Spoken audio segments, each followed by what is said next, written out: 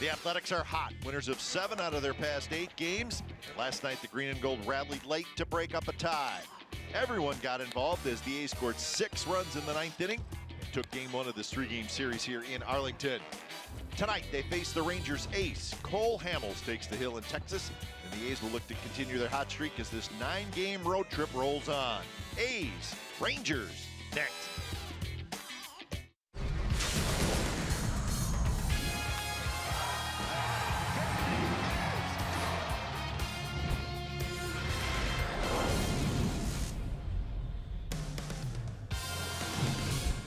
Well, the A's are hot. They've won 3 in a row. They've won 7 out of 8. And tonight, they'll try to beat the Texas Rangers again. It's game 2 of a 3-game series. It's the Oakland A's and the Texas Rangers coming up on NBC Sports California, powered by Xfinity. Hi again, everybody. Welcome to Oakland A's Baseball, along with Ray Fosse.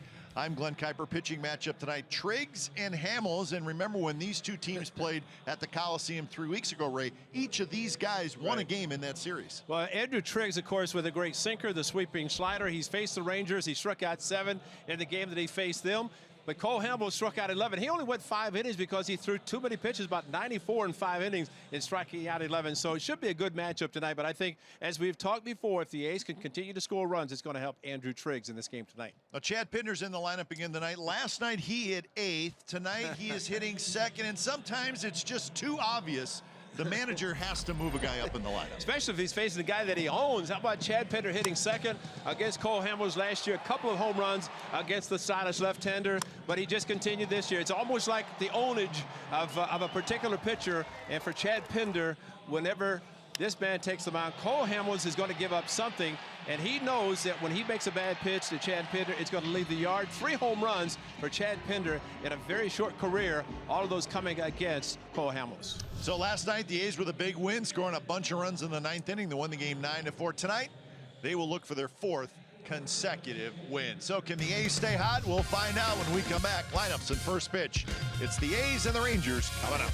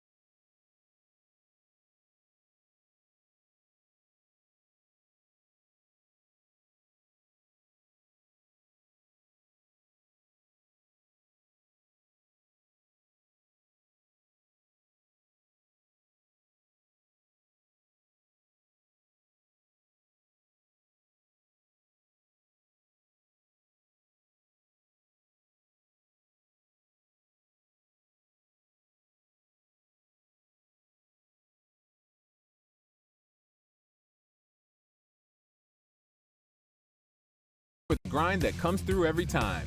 See your local Toyota dealer today. Toyota, let's go places. And by Jack in the Box. Try the new Cholula Buttery Jack, part of the Buttery Jack family. Only at Jack in the Box. So, a beautiful night for baseball here in Arlington. That is Globe Life Park. And it is game 2 of the 3-game series. Let's check the game time weather presented by the Santa Cruz Beach Boardwalk. The boardwalk is open. Visit beachboardwalk.com for park hours. 83 degrees, so a little bit warmer tonight than it was last night, and really not much of a breeze, which normally in this ballpark there is a pretty nice little breeze, but tonight the Flags are really not doing a whole lot of anything. So A's playing good baseball right now, and they will try to keep it up on this very important early season road trip. Athletics lineup for tonight starts with Marcus Semien at short, Chad Pinder in left, Jed Lowry's at second, Chris Davis will DH, Matt Chapman at third, Matt Olson at first. Mark Canha is in center field. He's sitting on a 7-game hitting streak. Stephen Piscotty is in right. Jonathan Lucroy is the catcher. But remember, it's Pinder and Hamels. That's the matchup we want to watch. And it is Cole Hamels making the start. He started against the Athletics at the Coliseum, and the one win on the season came against the A's when he struck out 11 in 5 innings, 94 pitches. In that game, he didn't have a beard. I guess he's changing his luck. Kipe, I'm surprised to read that he has never lost 4 games in the month of April. Never finished the month of April with 4 losses. He's got this one +1. Well, maybe not the 6-man rotation though. So Jeff Bannister, as the A's are playing well, Jeff Bannister's Rangers are struggling. They have lost 4 out of their last 5. They come in with an 8-16 record. The A's come in winners of 7 out of their last 8, and the A's are over 500. That's the good news. They are 12-11, so now they need to separate themselves from that 500 mark. Something, well, we've been wanting to do that for about 3 years. About right? 3 years. That's about what it's taken. Thanks to Juan Dorado last night, who joins us again tonight. He was able to give us the last time the A's were over the 500 mark. First pitch to Marcus Semien, a strike. Second pitch to Marcus Semien is a little bit low. Chirinos, catch the ball and hold the glove. Don't bring the glove in the strike zone. Okay.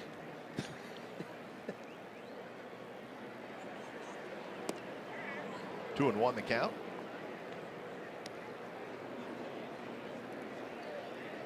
That's Vic Carapazza calling balls and strikes. Jordan Baker, Jerry Lane, and Greg Gibson round out the umpiring crew. Jerry Lane was not here last night. He is here tonight, and when Jerry's here, he's the crew chief at second base. There he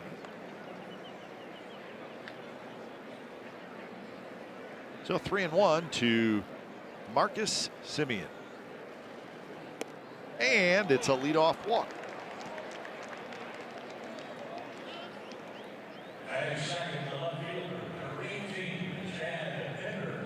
Well, tonight, any 95-mile-per-hour fastball is our fast pitch, brought to you by Xfinity, the fastest Wi-Fi at home and on the go. So here's the matchup that we talked about in the open.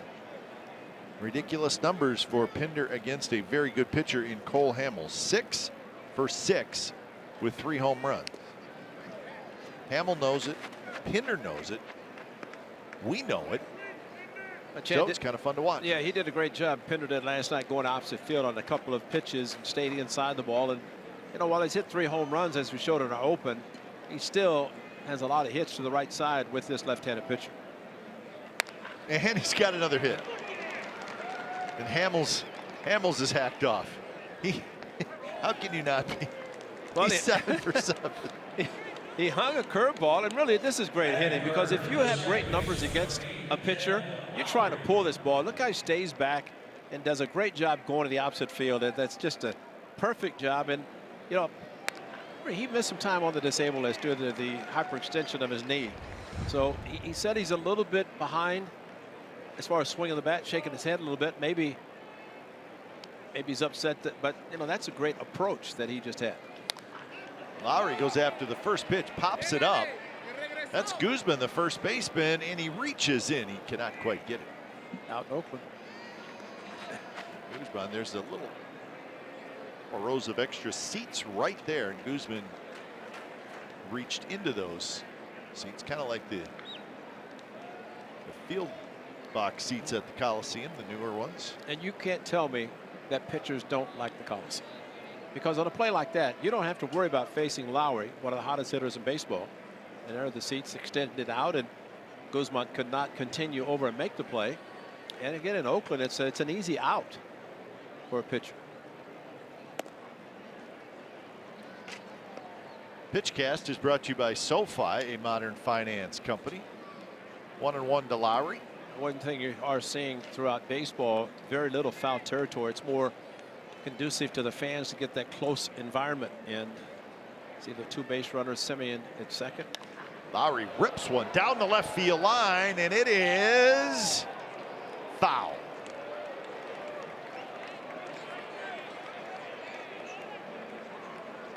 Matt Williams is looking in, and actually he's chatting with the manager about Melvin right now. Well, Matt, look at it. Wow. Did it go in front or behind? Guess it went in front of the foul pole. They're not going to look at it. Jed Lowry out in front of the pitch. So 1-2 to Jed Lowry, hitting .357. That is the third highest batting average in the American League, behind Mookie Betts and Manny Machado. Altuve's on there, and so is Carlos Correa. We'll see those guys this weekend.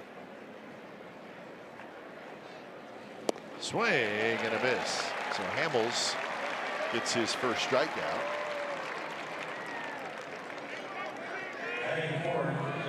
Defensively for the Texas Rangers tonight, Gallo in left, DeShields in center, Mazzaro in right, Beltre, Profar, Khalifa, and Guzman on the infield. Chirinos is the catcher. So it looks like the same group as last night. First pitch to Chris Davis, just missed outside. Remember, Hamels in that start against the A's on the 3rd of April, which he got the win. He struck out 11 in 5 innings. 94 pitches. Towards center, DeShields backs up, circles around it, and he's got it. Simeon will tag, and he will go to third. But now 2 outs here in the first. And Chapman played. Good base running by Marcus Semien, but as we have mentioned many times, good defensive play. Throwing the ball into second base. About 10+ strikeouts for 9 innings. I mean, this is Cole Hamels, and she's got a great changeup, but more of a pitch to contact type pitcher.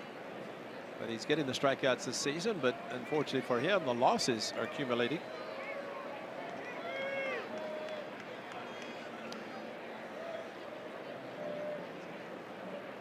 First pitch to Chapman stays outside.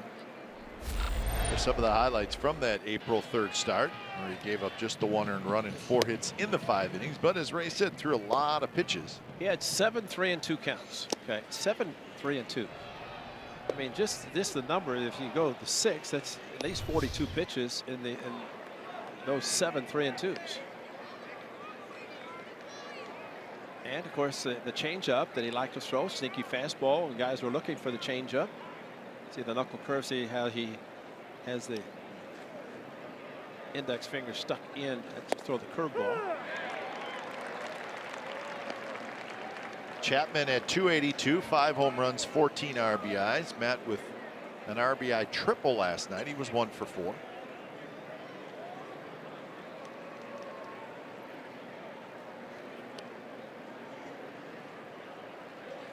In there again. 2-2 the count. Well, they started to pick up his control a little bit better after 5-pitch walk, little cut fastball, backdoor at 87.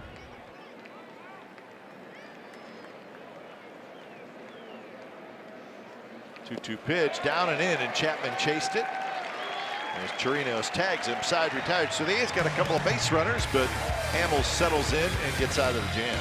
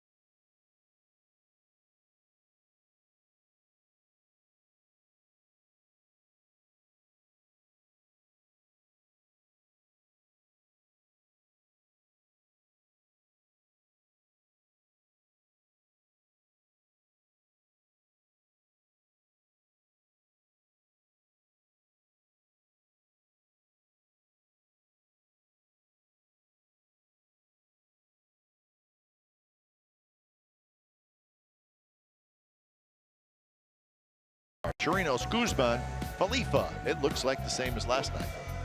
Andrew Triggs, no decision this year, but he did defeat the Rangers last year at the Coliseum. So he does have a win. 5th start for the right-hander. Of course, one of his best games probably was in Anaheim when he did a great job picking up the win, winning 7-3. First 2 starts, he struck out a total of 13 batters. And the first pitch to DeShields in the first strike. DeShields playing in just his 5th game. He's 3 for 15.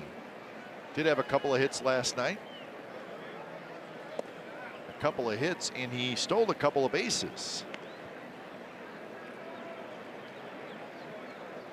He was also technically a caught stealing, but kind of a pickoff as well, if there's such a thing as a combination. So 1-2 the count with Chu and Mazzara to follow here in the bottom of the first. Thought it was interesting watching the finish to the Astros game last night, where Gurriel was thrown out 3rd on a challenge that ruled out into the game.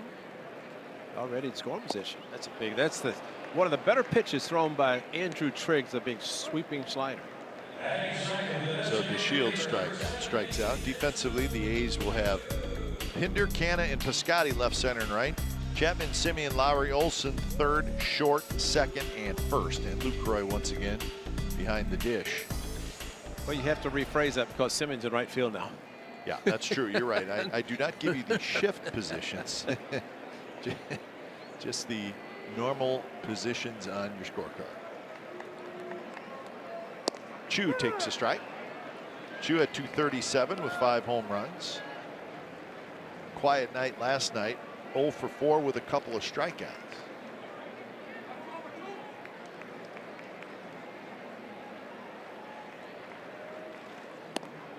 Oh, and 2. So Chapman, who is playing as the only defender on the left side of the infield, was in even with the bag, but now he goes back to what is really a deep shortstop spot.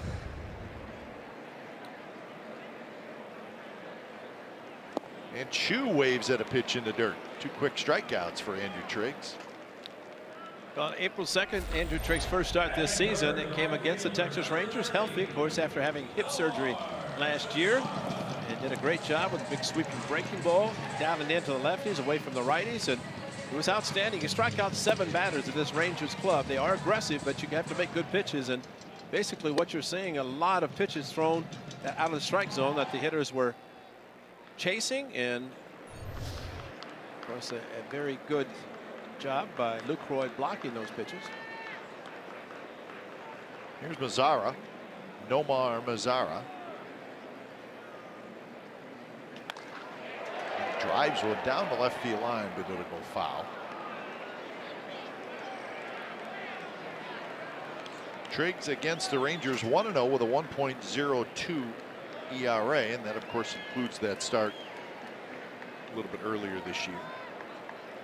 Made 1 start last year in April.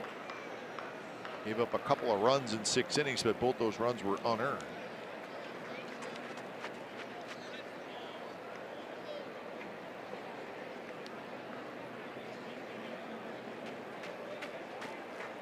Mazzara was 0 for 4 last night with a couple of strikeouts.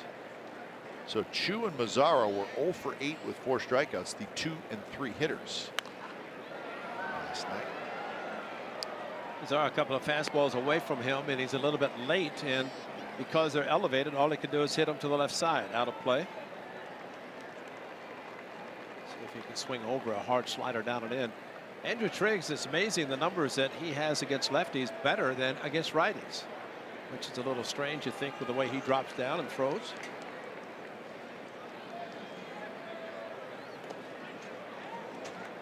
So Mazzara takes that one, the count even at 2-2.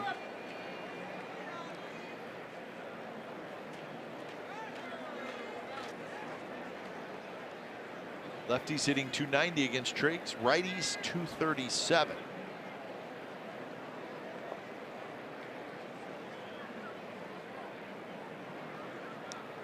sort of breaking ball coming right now.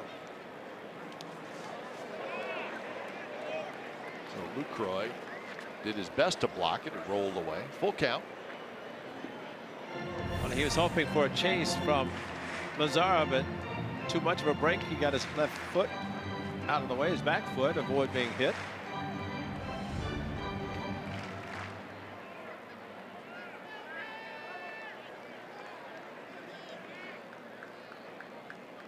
So 3-2. That one's bounced. Simeon backhands, throws across his body, not in time. Heck of a play by Marcus Simeon. And Bob Melvin wants to take a look at it quickly, puts his hand up. And Ryan Christensen on the phone, but it was a great play going to the right. Mazzara out of the left side of the batter's box, which helped him. And an excellent play. Take a look at it, huh? And they are. So are we. Yeah. This will tell us he's out. He's out. Yeah, the ball is clearly the glove. That's a great shot. That last one, and that's why Adam Roden, I mean, immediately said, let's take a look at it. And but you know, when still say when if a base runner hitter can time his run so he runs through the bags versus jumping, to me he's going to get to it a lot quicker. And New York should see that the ball was in the glove of Matt Olson. Again, watch ball in the glove, foot way above, not even close, really. Now, from what we've understood here is that the ball, the glove, you don't have to completely close the glove. The ball just needs to get to the back of the leather. Back of the leather, in the pocket. Yeah, in the pocket. Yeah. And the call is out, as expected. So the call is reversed, and umpires get it right. And a very nice play by Marcus Simeon. Scoreless after one.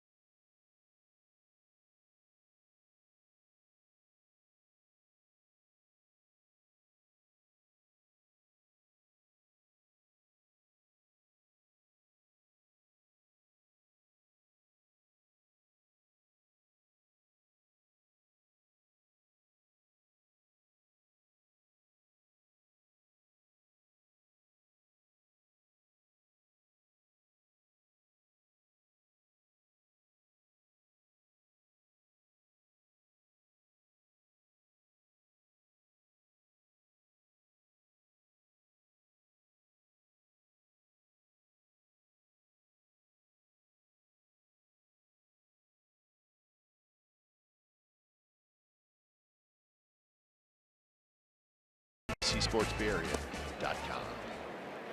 Second inning. It'll be Olson, Cannon, and Piscotty against Cole Hamels, who wiggled his way out of a jam in the top of the first. Strike on the outside corner. A's are 12-11, as we mentioned. They're 4-5 on the road. An area of emphasis this year will be improved play on the road. Last year, the A's went 29-52. And they're just beginning a stretch where they will play 19 of 25 games on the road. So we're going to learn a lot about this team and how they play on the road in the next month or so. But I know Bob Melvin disappointed with just 29 road wins last year. Should be better this year. Sean Manaea, he will face the Astros this weekend at Minute Maid Park.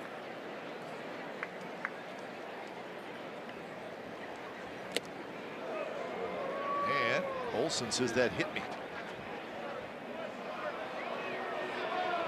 And he's going to be awarded first base. It sounded like there was kind of a double click. Something happened.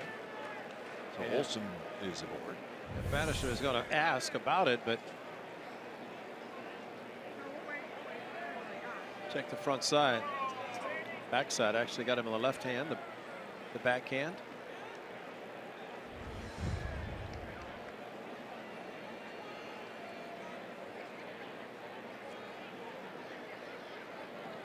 So Olson is aboard.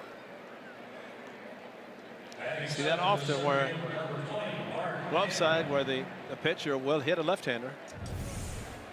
And check the left arm as he comes around, similar to what happened to Elvis Sanders that was showed in the left hand. So here's Canna, who takes the first pitch a little bit high. Canna had 351, couple of home runs, 8 RBIs. He had a big night last night, 2 for 4. Had a double, scored a couple of runs.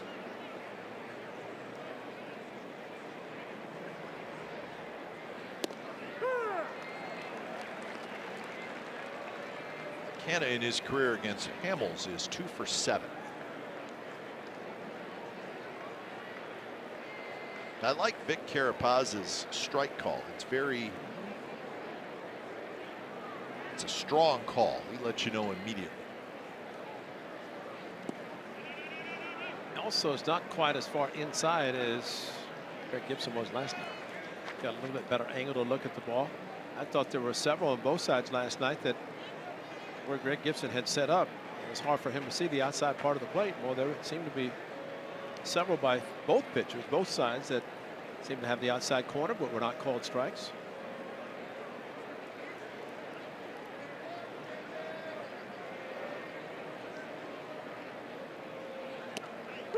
Strike, outside corner, 2-2. I think out there's a target inside, yet the pitch was outside, and as much as Torino's stretched to get the ball, look where he set up and then where the pitch is, and you know that's a good umpire making the call based on it being a strike, not with the catcher having to move.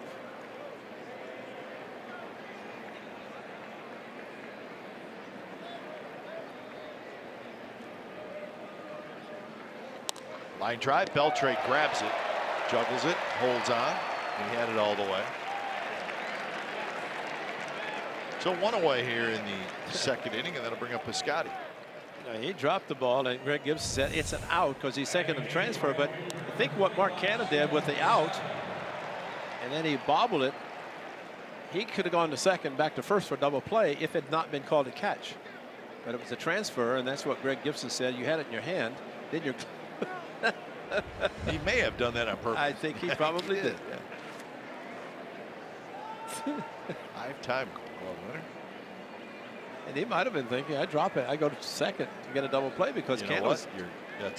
He's going back to dugout. Canna was. Piscotty takes well off the plate. Piscotty at 277, a homer and 12 RBIs. In fact, you're right, because Piscotty been hitting second. He moved down to Pinder's spot. Pinder back up to the second spot. Runner goes. Chirino's throw is not quite in time, and it's a stolen base for Matt Olson. Olson gets his second steal. Should have had one last night. He did have, but it was called interference. And asked Bob Melvin about the play last night. As first move, did not think he was going to be running. Chirinos didn't have that much of a chance, and it was Canna last night. They were called interference as the feet first slide got in, no pop-up slide. But Greg Gibson said to the skipper last night when he questioned the play, he said Chirinos was obstructed by Canna. It wasn't the bat, and evidently Gibson said to Bob Melvin, he says, I'm not basing it on Chirinos pushing Canna. which we saw that, but that was after the fact. But I did not see any obstruction. He didn't have to change any direction. He came up and threw. He just happened to be throwing late. And then he pushed Canna, and that's when the interference was called and double play ensued. It's Mr. Gibson, who was behind the plate last night. Can't challenge the call. Well, you know, you may not agree or disagree, but at least he had a reason for it. He gave the reason. Don't know that. And it's a judgment call, his judgment. Exactly, yeah. And there was no conference with the umpires. He made the call, and the call stood. Little pop-up should reach the seats, and it will. Funny, Ray, from the time this game started, now it's in the top of the second. It's got fairly breezy all of a sudden. This is the play we're talking about. It was kind of a unique play. Now see if you can see where he was obstructed by Canna throwing. Now his bat hit a shin guard, and then he pushed him. So to me, if a catcher can make the throw and made an accurate throw, he didn't have to throw over Canna. And then when he pushed, but Gibson noticed him pushing him out of the way, but it was a call that was made. Fortunately, it didn't affect the A's. They ended up winning anyway. Now, we've talked a lot about that call, not that specific play, but the call in general about how a catcher sometimes doesn't make an effort to get interference called. Right. Now, Chirinos' effort was sort of blatant and obvious, but isn't he doing what you're supposed to do as a catcher? As far as pushing? No, as far as trying to make contact with the hitter, with the batter. But you don't do it after you throw the ball. I understand, but it worked. Yeah, it definitely worked. Got him on the back foot. So Piscotty is going to take a base, so a couple of hit batters. No, you're right, and that's. I mean, my point is yes, he did it late, and it was blatant. But what he was trying to do is what we boys talked about, that that's what the catcher should try to somehow make contact. Now he's got to probably do a little better job of how going about it. But you know, the play that really should have occurred was when the follow through the bat hit a shin guard, but that's not interference in double play. The runner goes back to first. Right. So he probably, well, he ended up getting 2 instead of 1. That was really the only contact that was made. Drive to center. DeShields going back. He's going to get there. Turns around. He makes the catch. Both runners are going to tag, and both runners are going to make it. So Lucroy hit that ball pretty well, and it was deep enough for Olson to go to third and Piscotty to go to second. So it's a productive out. But kind of what you said is true about the wind, and I know you started to explain the wind as we were showing the replay on that, but you could feel the breeze blowing in, big time, which means that the wind is blowing in, and that ball might have been knocked down. And right now the flags above right field are blowing out, but it's kind of swirling a little bit, but definitely coming to the booth. And you wonder if it'll continue to increase as the ball game goes on. You mean like bring in rain for tomorrow? Yeah, that's a little bit of a vicious rumor. We don't want that. No, we don't. Simeon walked in the first inning.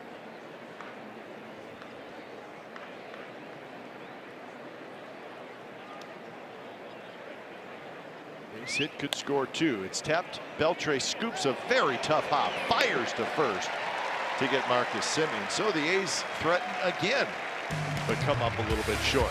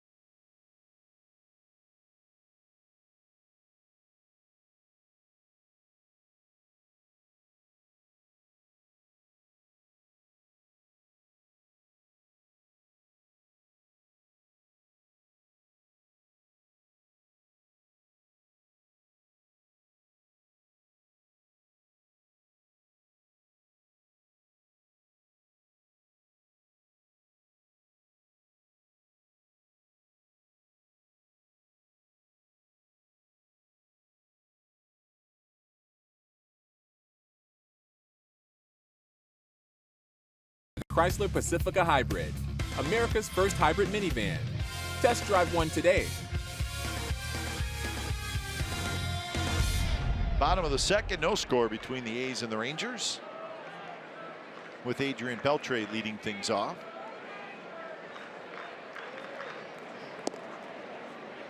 Once again tonight, we'll keep a close eye on the Angels-Astros game, which right now, the Angels are up 2-0. In fact, Mike Trout homered in the first inning. What a shot. What a surprise. 10. Has he got 10? Is that his?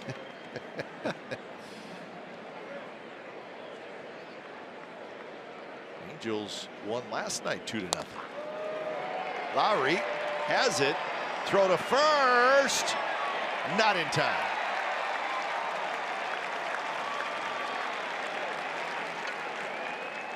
No challenge on that one. Beltre runs well, got out of the box, took the ball off the ground, and Jet Lowry from the outfield grass and tried to throw it as quickly and as hard as he could, but could not get enough on the throw with him heading towards left field.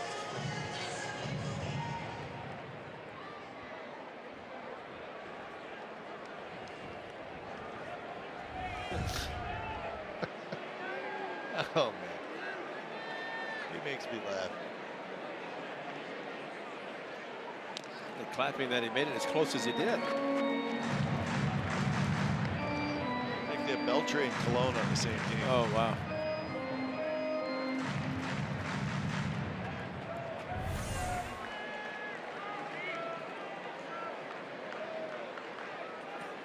It's a good play.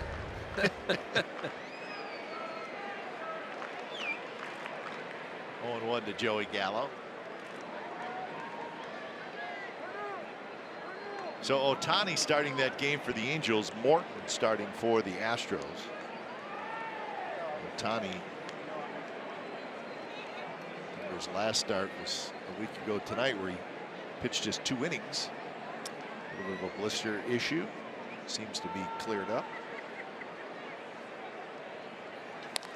Gallo, center field, maybe off the end of the bat a little bit as Cannon grabs it.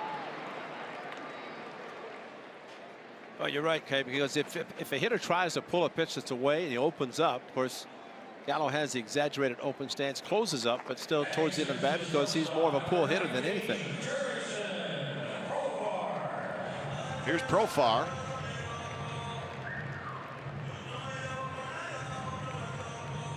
Profar at 255 with 5 RBIs.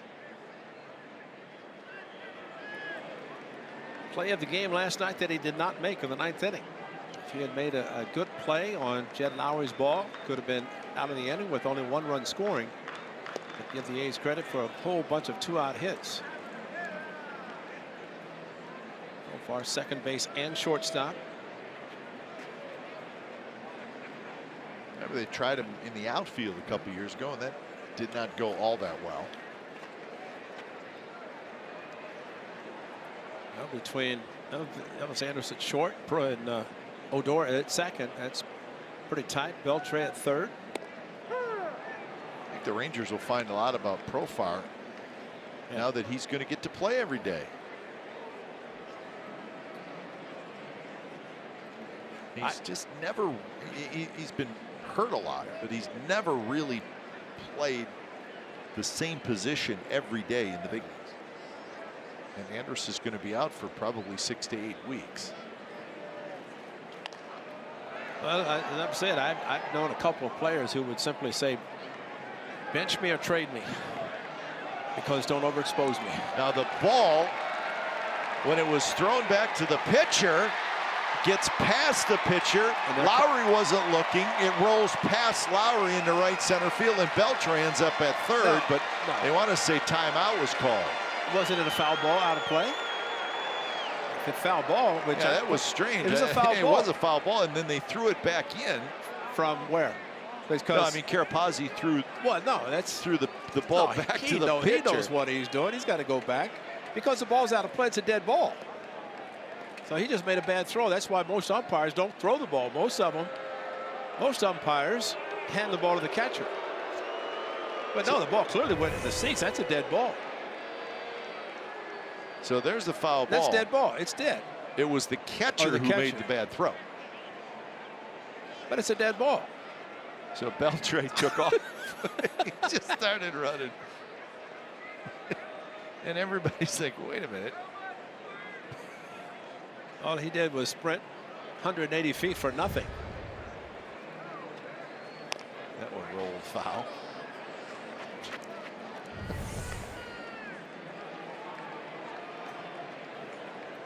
Odor, what are you doing? Don't you know the rules? The ball's in the seats. Another ball comes, so it's a dead ball. Maybe Cologne told him to yell. Bartola there with a hoodie on. So 1-2 the count to Jerks and Profar.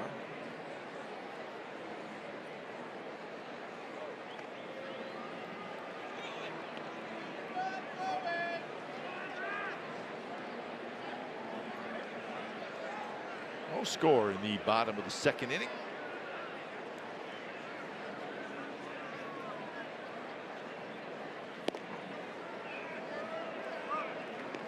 Chirinos to follow.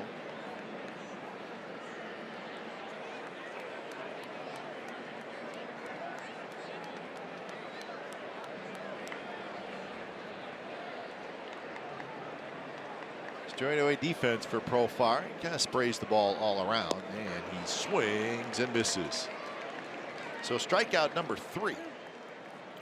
Well, that's a good pitch because it's a sweeping breaking ball, but look where it ends up, down and in. And that is a great pitch because of the way the break is. Article in the morning paper talked about how a lot of the Rangers pitchers are throwing the cut fastball, and it's kind of flat east to west, but that has a good tilt to it. That was more of a curveball. And you can see a hitter swinging it over it. Sometimes a cutter will stay flat. Hitters hit it. Still say it takes it off the sweet part of the bat, though. Chirinos takes a fastball on the inside corner.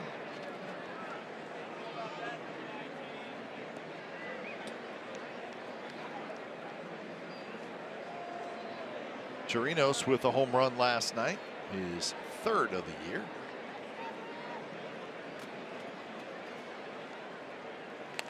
Big rip, fouls it back to the screen. He's behind in the count 0-2. Trevor Cahill was talking about the curveball that he likes to throw. Does not like to waste a lot of pitches. Well, that's happened last time when Chirinos struck out on a curveball from Cahill way outside. Then he hit the 2-run home run. It was a hanger on the inner part of the plate that he hit the left field.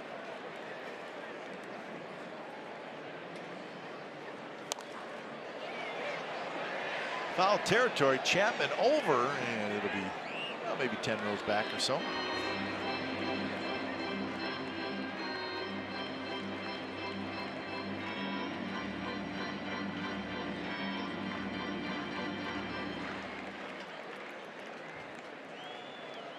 So 0-2 with Beltre at first. Beltre led off this inning with a base hit.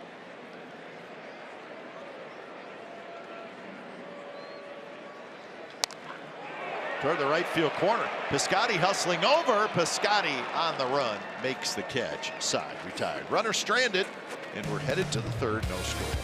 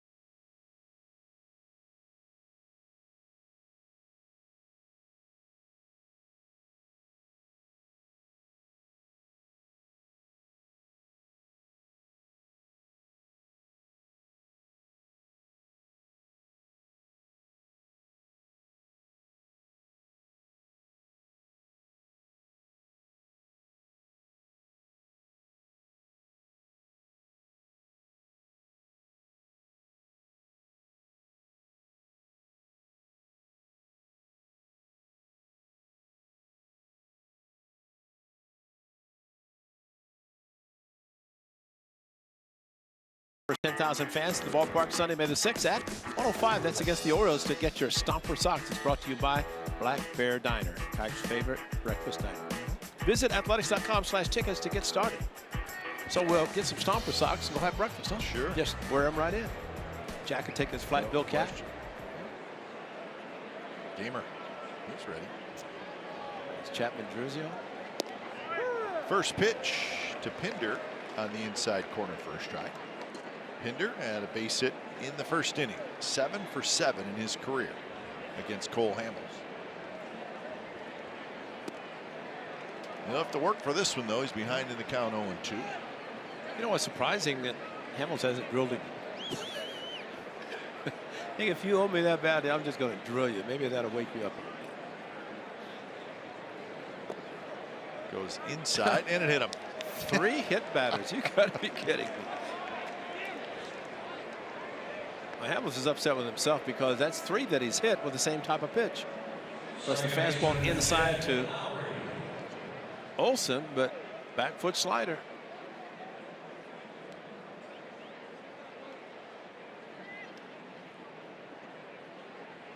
So an 0-2 pitch hits Pinder. And the A's will take it. So for the 3rd consecutive inning, the A's have their leadoff man aboard. Here's Lowry, who takes a strike on the outside corner. You know, one thing, Cap, with that happening, how much will we see Hamels stay away from the slider? Sure. Trying to go to the back foot. Maybe that's a pitch the A's hitters can eliminate. On the other hand, it's a pitch that Hamels likes to throw, needs to throw to be successful. A line foul into the seats, 0-2. He hit Olsen in the 2nd, Piscotty in the 2nd, and Pinder here in the 3rd.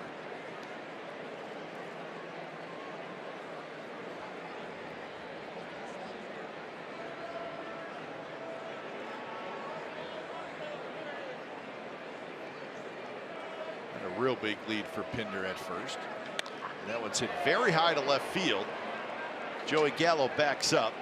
Gallo waits, and that's that ball that we talked about last night, Ray. If you hit a ball to the left field here and you hit it up high like that, it will get knocked down. And I think that one got knocked down a little bit. I think it did too, and I mentioned to Matt Chapman about the triple hit last night.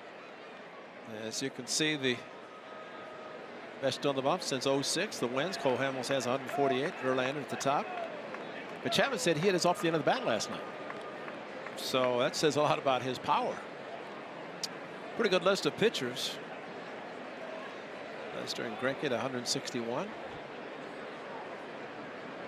And Cole Hamels 148 and 105 in his career. And with the Texas Rangers, 34 and 15 since coming over in that trade from the Phillies in July of 2015. It's a big trade.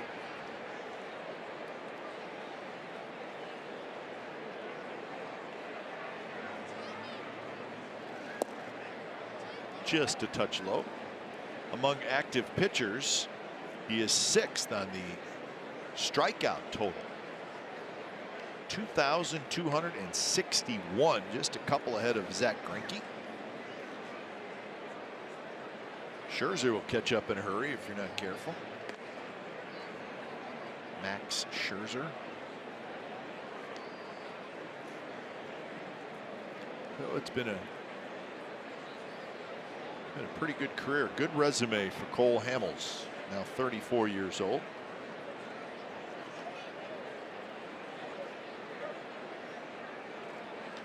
That one is hit in the air.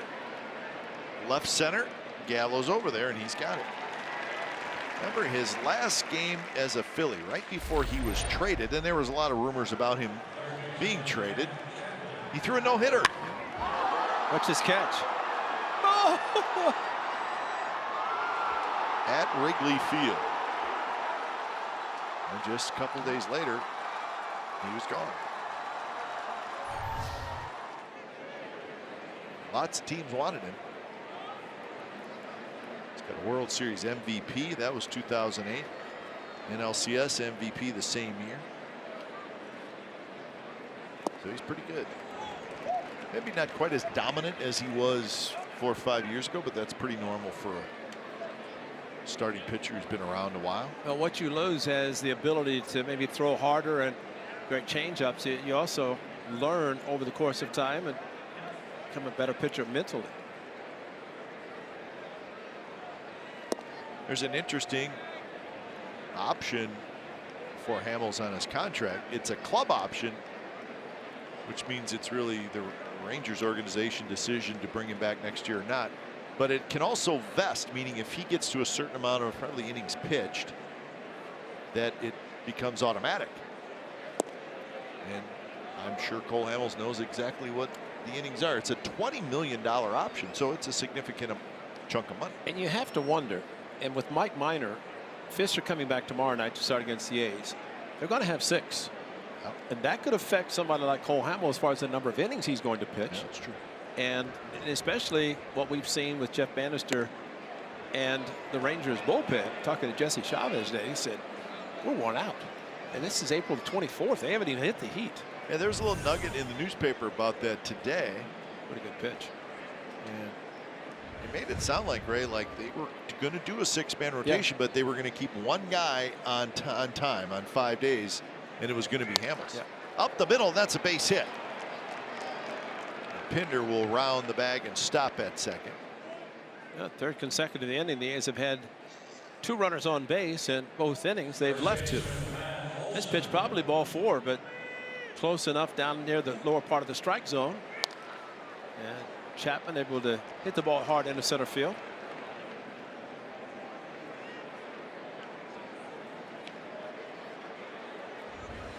When you think about the pitch that wasn't called, it could have been 2-2 versus 3-1. So it's up to Matt Olson, who was hit by that pitch the last inning. He's searching for a clutch hit. This one is lofted foul, second level. But yeah, that's a good point about the 6-man rotation and how much does it cut into your innings, your total innings. Obviously, it's going to some, but it sounded like they were going to keep Hamels on his normal 5-day routine.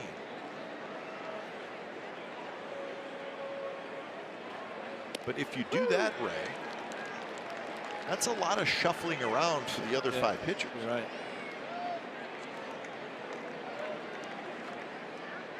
And Hamels has voiced his opinion. Yeah.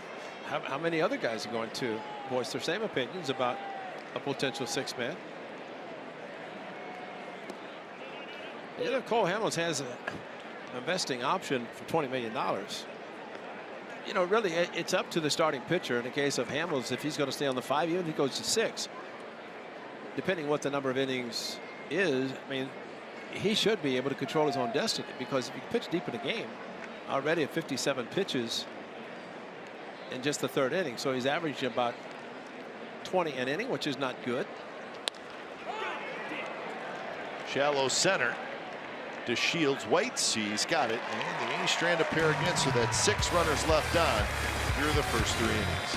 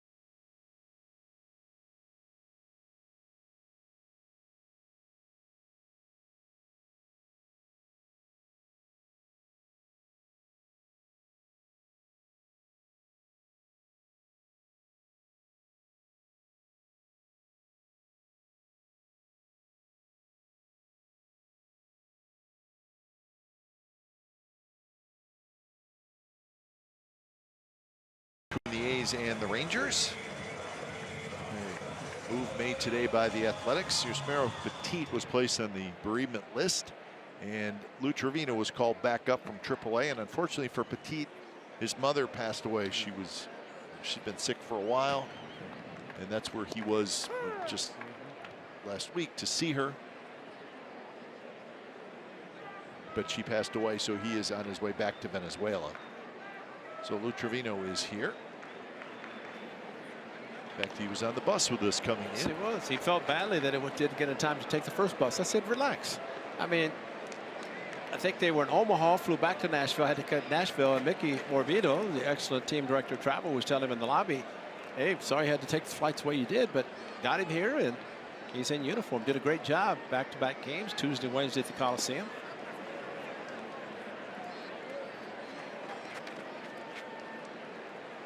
Yeah, I don't think anybody will fine him in Kangaroo Court for taking the second bus. I think they'll be fine. We like to call it the announcer's bus because we're the only ones on it, except for before mentioned Mickey Morbido. But we don't come out at 1:30 to eat. No, we do not. You know, Calotero heads the clubhouse. Chumley is cook, and these guys come out and they have a nice meal. And then another nice meal, and then another one. We sometimes get the starting pitcher for that night on our bus, which, I don't know, happens maybe, I don't know, a couple times through the rotation. The guy will ride the bus with us. Depends on the city and the length of the bus ride. Well, and that's a strike 3 call to Ronald Guzman, and that is strikeout number 4 for Triggs. Great two-seam action on the fastball, and you'd say, well, how can you take a fast? Watch the movement. Starts in, comes back right towards the middle of the plate, and you know, as a hitter, you see it right there as a ball, and then all of a sudden can't pull the trigger when it's strike 3. You're right, Vic Carapazza, good strikeout call. That was the punch out. And that one right down the middle to Isaiah Kiner-Falefa.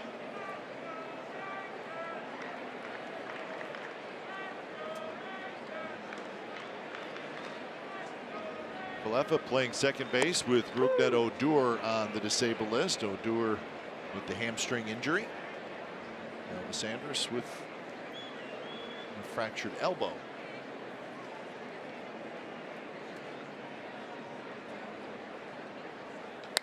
That one hit down the right field line toward the corner, and it is just foul. Yeah, we've seen left-handers try to do that going down the left field line, but this one was scary because that's that short porch down the right field line and just in front of the foul pole.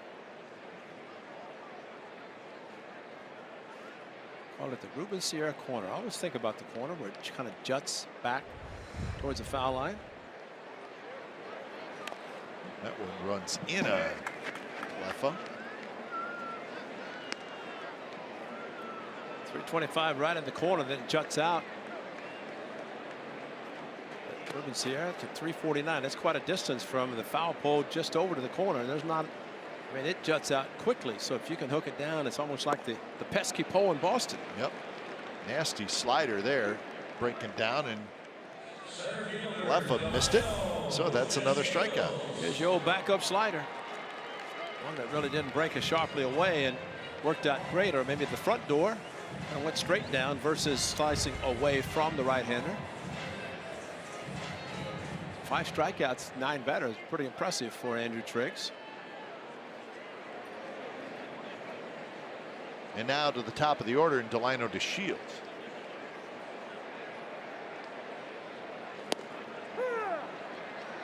Fresh, you remember Delino DeShields' father was a very good player in the major leagues for a long time. Second baseman.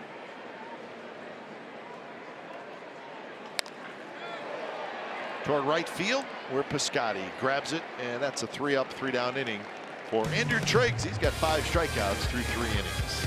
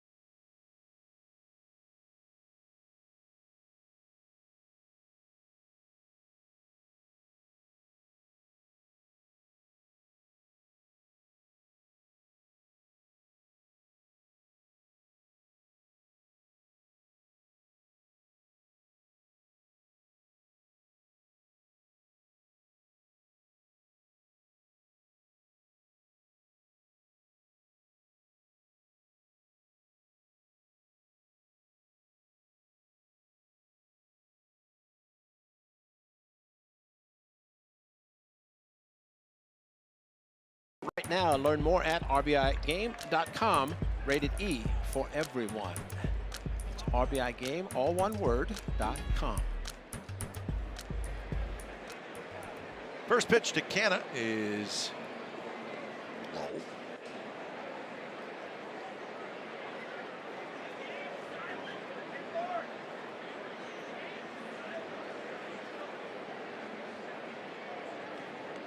Canna, Piscotti, and Lucroy. And another pitch low.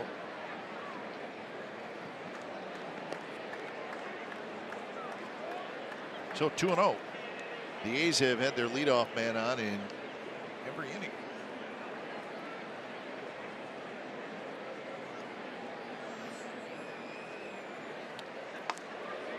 Remember, Ray, the days of Wine and roses? Sure. Remember the days of when the A's were the only team to wear white spikes? That's right. Those days are over. Aren't Yeah, sure they are. I mean, I'm looking at Cole Hamels, and the whole outside of his spikes are white. You know, Now the inside is black. Yeah. But look at it. I mean, and granted, I mean, there's a lot of red and black in there, but there's also a lot of white. And we're seeing guys just flat out wearing white shoes now. I think Avisar Garcia with the White Sox had completely white shoes on. Everybody else the darker ones. Put your numbers on the back, so when the clubhouse kids clean your shoes, they know where to put them.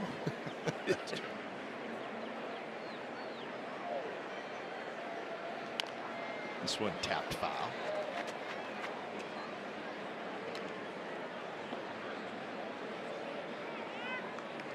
Check out these offensive numbers from the Athletics. It's pretty impressive. Second in average, third in runs, third in home runs, third in walks, first in on-base percentage. Very good with runners in scoring position. I mean, that's pretty darn good. Very impressive. This is game number 24 for the A's. There's two teams that have scored more runs than the A's in the American League. The Yankees have scored 127.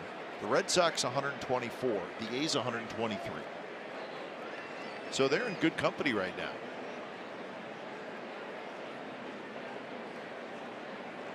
Home runs wise, the Angels and the Yankees are tied for the lead with 32. The A's have 29.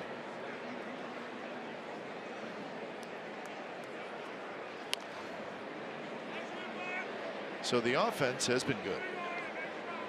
And let's hope it continues. It's an interesting night. Kendall Graveman, who starts tomorrow night against Doug Fister in the series finale, took out the lineup card. Remember, it was here last year that he was put on the clubhouse clubby uniform downstairs, and now with Kelly Terrell, the clubhouse. Had a nice picture taken with the clubhouse staff. And that's what you do as a starting pitcher when you have a lot of extra time. When you take out the lineup card, you got to come back with the correct card from the other team. You have to know the ground rules. Of course, that's usually established in the first game. That was last night. I think the skipper went out. This one chopped over Hamels' head, juggled a little bit, but Kalefa stayed with it, and he made the play. A little in between, huh?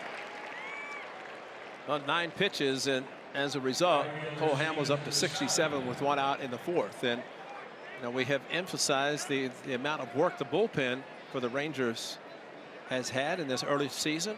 A lot of innings, and the way this game is going, looks like they're going to be in again tonight. Yeah, 4 innings last night. Of course, they got knocked around in the 9th, the bullpen.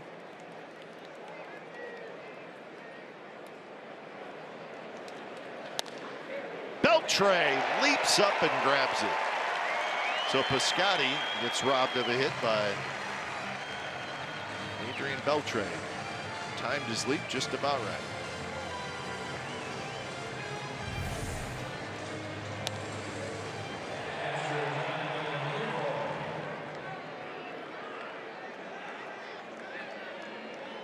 Now, the right foot went up higher than the left leg. I think he just timed it perfectly, but maybe not as high as it seemed, though he caught it. So here's Lucroy with 2 outs. Cole Hamels trying to have his first 3 up, 3 down inning.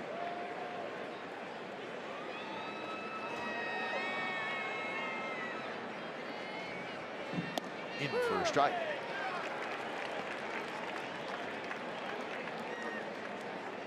Hamels just trying to find a little rhythm. He's been in the stretch a lot.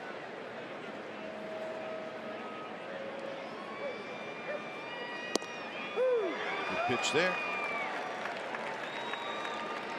A pitcher strike, certainly. Pitcher strike with a catcher hitting, and Vic Carapazza having a conversation with him while it's hitting. Just a touch outside, so Hamels went out there again. 28 balls, 44 strikes.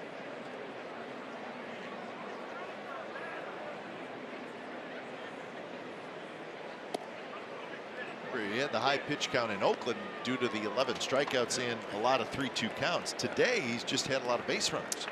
Yes, he has hit batters. I mean, it's rare that one batter's hit, yet he's hit 3, especially with the back foot slider.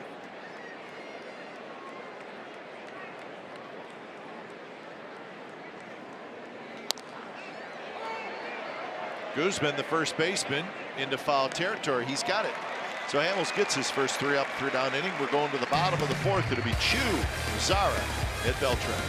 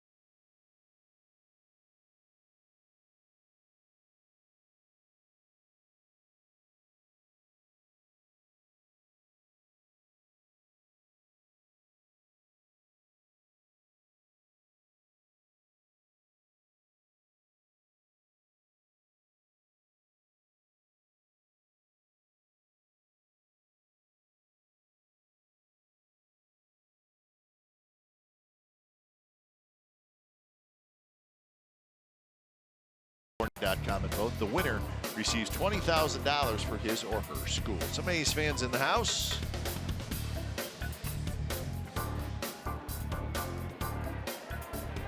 And they're enjoying a pitcher's duel so far. 0-0 bottom of the 4th inning as Shin-Soo Choo leads things off. Choo struck out in the first. Fouls the first one. So the pitch count much different for Triggs. He's at 42. He has allowed just 1 base runner. That was Beltre's leadoff hit in the 2nd.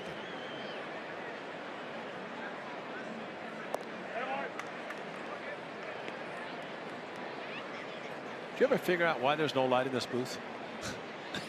Well, we've been wondering for 15 years. Because I just look down the hall. You know, everybody's got a light except us. Can't see. Where are you? I don't know. I can't see you. Chu has a leadoff single.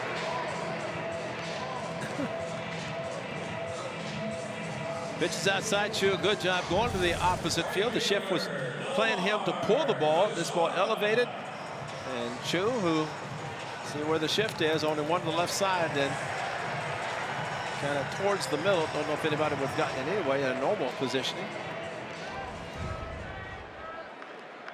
Look, I got a light. I got a light. Look, I got a light. I get in trouble if I flash that toward the field. We need a light in here. We need lamps in It here. is, That's you how know, dark it they've is. got a light. They've got lights. And I guess Ken and Vince got lights. Yeah. They got the Rangers radio guys right next to us. They got beautiful lights. The TV next to them got beautiful lights. Press box. They forgot about us. Great Ken Korak on the left. The great Vince Cotroneo on the right. Vinny working on his golf swing. Oh boy, Vinny. Close pitch, just a touch low.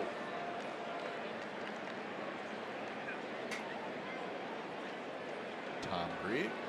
You know, they look well lit. A lot of light in that booth. They don't like us. Strike. 1-2 to Nomar Mazara. And you know, in a day game, it's as bright in here as the sunshine. Yeah. So I mean, it's a no-no regardless. This ball, Two-seamer coming back a little bit.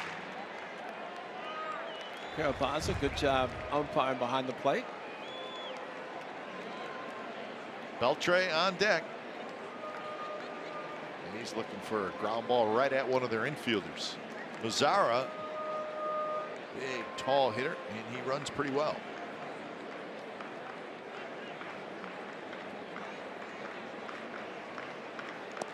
One outside.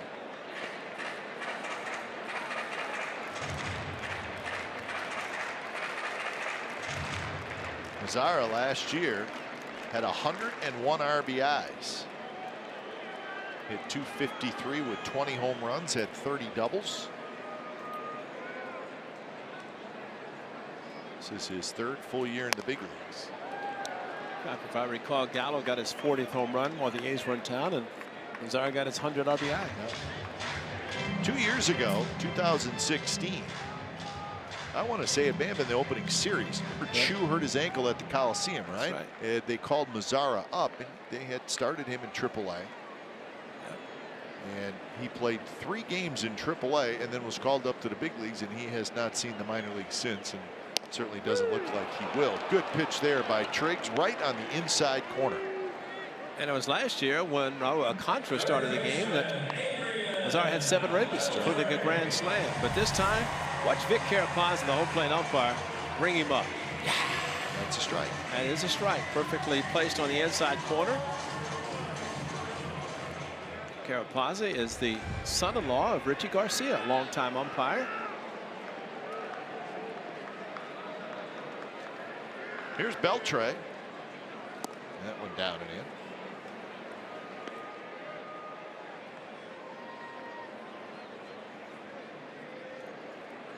Joey Gallo waits in the on-deck circle. Beltre had a base hit in the second. Career hit number 3,074. Chapman's got it. See if the A's can turn 2. And they do. Nicely done. 5-4-3 double play. And nothing for the Rangers in the 4th. 0-0 game as we head to the 5th.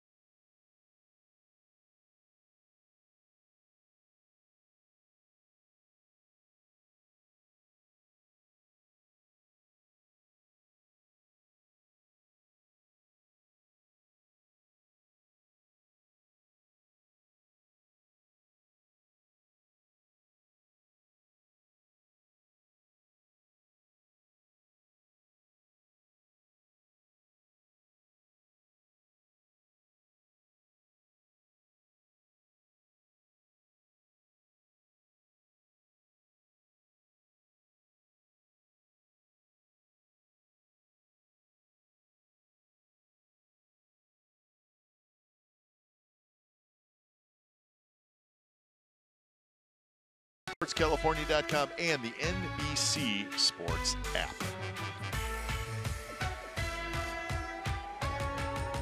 Worth watching. The Athletics off to a pretty good start. Scoring lots of runs. What you like to see tonight's great pitching. Nice night. Yep. So Trevor Cahill go 5. Ryan Dahl came in. Told that Blake Trinan is available tonight. Last night out precautionary after wrenching his knee at the Coliseum, final game. Simeon a walk and a ground out so far. Speaking of pitching, Ray, this is what Marcus Simeon did last night in the night. Boom. Kevin Jepson, first pitch hitting, and a big home run to left field. And then a whole bunch of runs after that. There's the Hamels changeup to even the count at 2-2. Hamels working quickly. Triggs working quickly.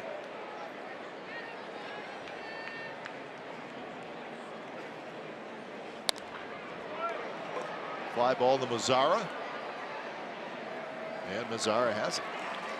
And speaking of pitching, Ray, we don't talk a lot about the A's minor league system because, well, we got the big league team to talk about. But interesting move by the Athletics. Remember Jesus Luzardo, the 20-year-old left-hander who we saw in spring training. And you want to talk about the front office and Bob Melvin excited about somebody. He's a left-handed starting pitcher that the A's got from the Nationals for Doolittle and Matson.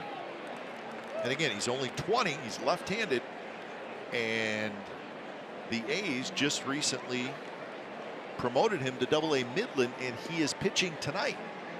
And so far, he's given up a couple of earned runs in 3 2/3 innings. We're kind of keeping an eye on that game just for fun. And, you know, they say this guy is on the fast track. Well, he's on the fast track because that's right. he's in Double-A at the age of 20. You move a kid up who's 20 from A-ball to Double-A in the first month of the season. Yeah. I mean, this is just the 24th of April.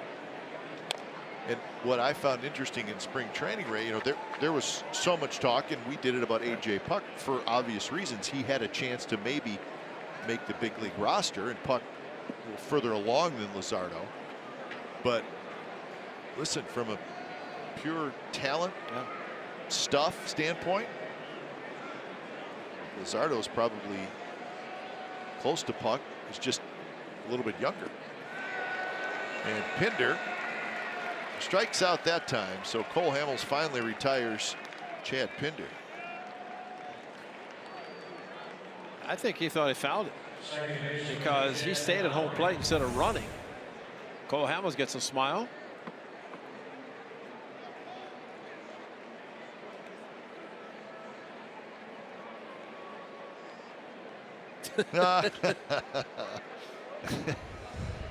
They know.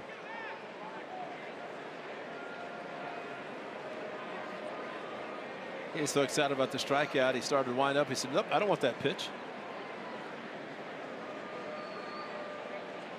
But anyways, I thought it was a good idea to pass that information along to the A's fans because I know they like to know what's going on in the minor leagues. And you know, Cap, also about that, remember Mike Trout did not strike out all spring until he faced Luzardo. That's right. And then another time he got on second and he asked Marcus Simeon, who is this kid?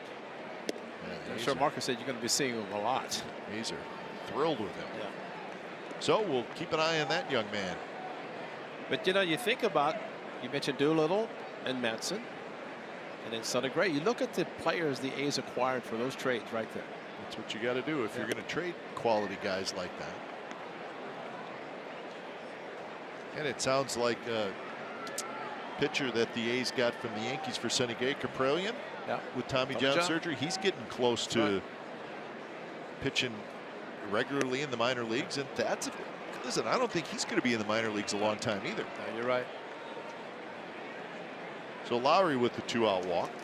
Cole Hamels was so excited about striking out Chad Pinder, couldn't throw a strike to Chet Lowry. And 87 pitches, and I'm sure they're thinking about it again.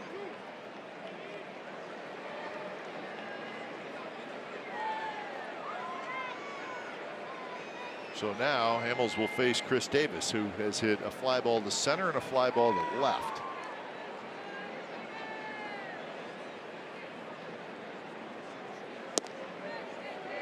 Off the plate. See Torino sitting out there.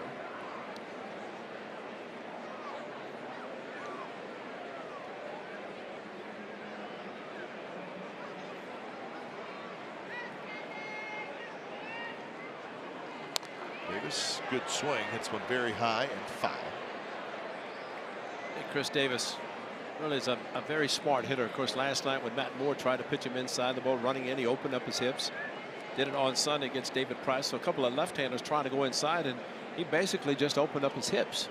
And the pitches that he hit were almost like they were down the middle, even though they were supposed to be inside. So Katie having a very good idea what pitchers are trying to do against him. He's getting some good swings off against Hamels.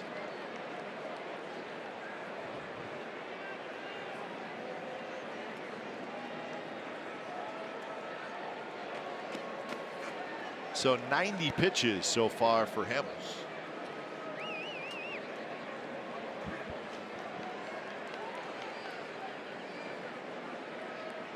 See Chirinos set up well off the plate, and a swinging strikeout by Chris Davis. Side retired. So the A's strand another runner. That's 7 stranded through 5 innings.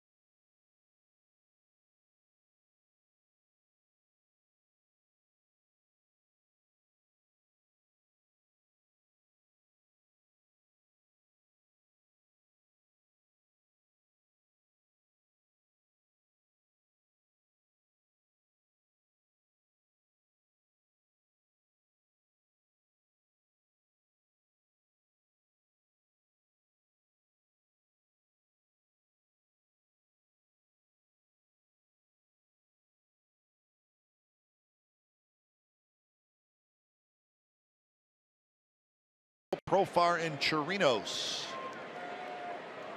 2 hits allowed for Andrew Triggs with 6 strikeouts. First pitch is a fastball in off the plate to Gallo, who hit a fly ball to center field in the second. Gallo 1 for 4 in the series. He had an RBI double late in the game last night.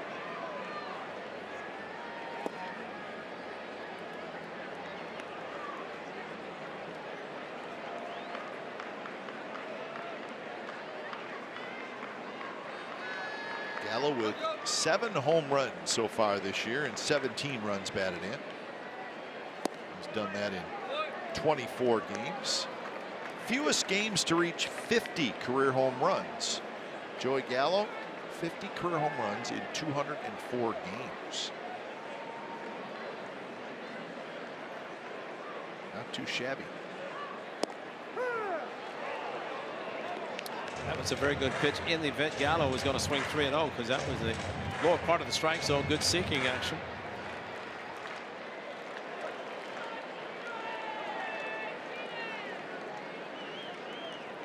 Sinker, 2-seamer. Long run for Pinder. And Pinder is going to get there. He makes the catch. Chapman was right there as well with the shift on. So Chapman playing at the shortstop spot. He got out there. Pinder had a long ways to go. Pinder's playing very deep for obvious reasons. And you know, this is what makes it exceptional for Chad Pinder, because he's an infielder, outfielder. But you know how your head's bobbing. You go after a ball like that. Well, the faster you run, That's the right. more your the head more bobs. your head bobs, and then you try to settle under, get to it as quickly as possible, get under the ball, and he gets that whoo. But that's a long run, very good catch by Chad Pinder. Big bouncer. Lowry has it on the move, and Profar is retired. 2 outs here in the bottom of the 5th. And now Chirinos will hit. When you think about the at bat by Joey Gallo, goes 3-0, great sinking fastball at the corner, and then he throws a great 2-seamer outside corner. I mean, that's just outstanding pitching, especially when you miss the three previous pitches. Get a big out, and then a 1 pitch out to Profar.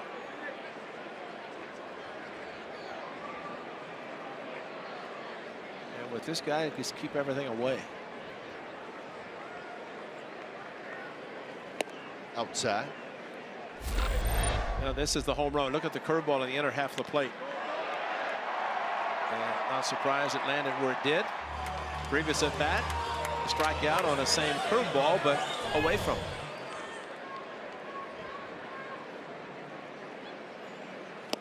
And Chirinos does not get cheated. He's got 1 swing. And that's why it's kind of all or nothing.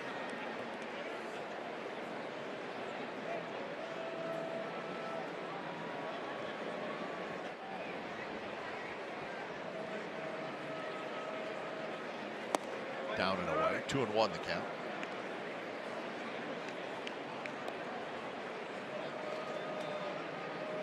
Triggs looking for his 2nd win of the year.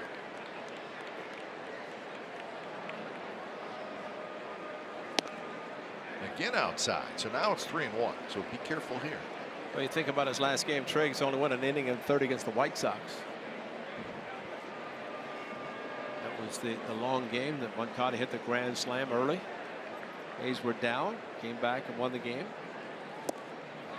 Sinker down and in. This is nasty. He's trying to hit a home run. Watch this ball dart down right there. It looked like a strike in the middle, and that's how quickly it went down as a 2-seamer. Fastball away. So if he brings it back, he just goes with the 4-seamer away. That one is ripped toward the gap at right center field. And that's going to roll, and it's going to roll all the way to the wall. Chirinos rounds 2nd, and he makes a big turn, but he'll hold up. Chirinos thought about trying for 3rd. Left the pitch up, and as a result, Chirinos, who likes to pull everything, decided to go with it. Pretty good pitch to do that. Kind of wish he would have tried for 3, which would have not been smart because already in scoring position with 2 outs.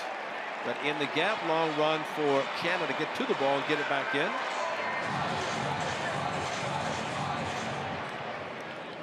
So here's Ronald Guzman, the young rookie, struck out looking in the 3rd inning.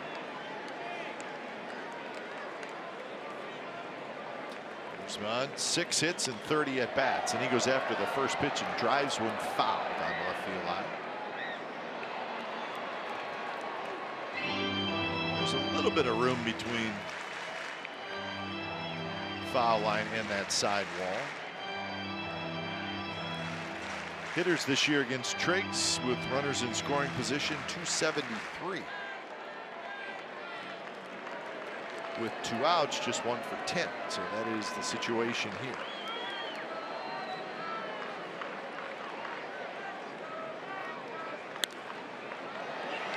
Chapman in front of his own dugout. He's got it. Triggs gets out of it. So Chirinos is stranded. 6th inning coming up. Chapman to lead it off. No score.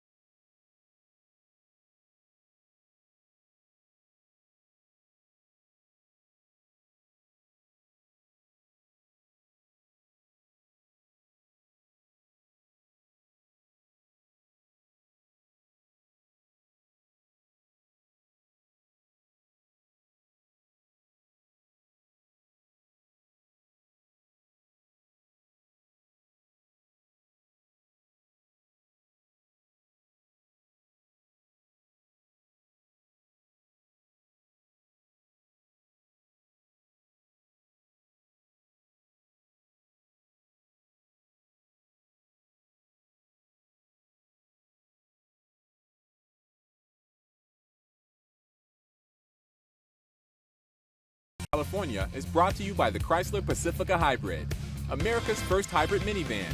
Test drive one today. That's a beautiful look at downtown Dallas. A lot of lights. Yeah, it's a beautiful city. They got more lights than we do. Well, I can hear you. I just can't see you. Right? Grounded is short. Chapman goes after the first pitch. The throw is wide, and Guzman somehow stretched and kept his foot on the bag. That was pretty impressive by Ronald Guzman. Bob Melvin is kind of holding on a second just so they could check it to see if he kept his foot on. But that wasn't an unbelievable stretch. It looked like he kind of dragged his foot over the bag as he went after it. But what a stretch by Guzman, who is tall, and then went to get it. Watch the left foot. That's a great play. Oof, that hurt just watching. All 6'4" of Ronald Guzman. He needed it. But yeah, that's a heck of a play.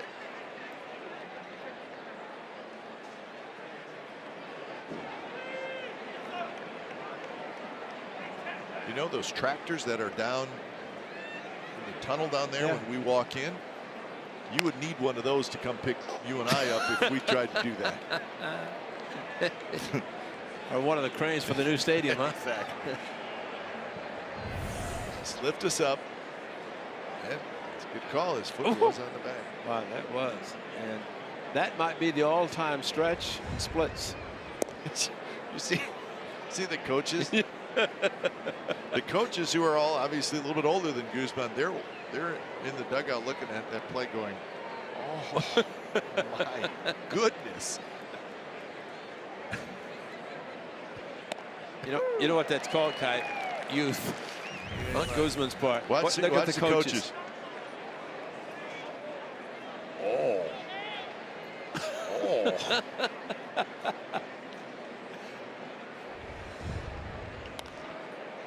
More action for Profar. And that's out number 2. So Hamels trying to have another easy inning. It was not easy innings for Hamels the first 3. The A's stranded 6 in those first 3 innings, but he had a 3-up, 3-down in the 4th, a 2-out walk in the 5th, and now going for a 3-up, 3-down inning here in the 6th. And he's sitting at 97 pitches.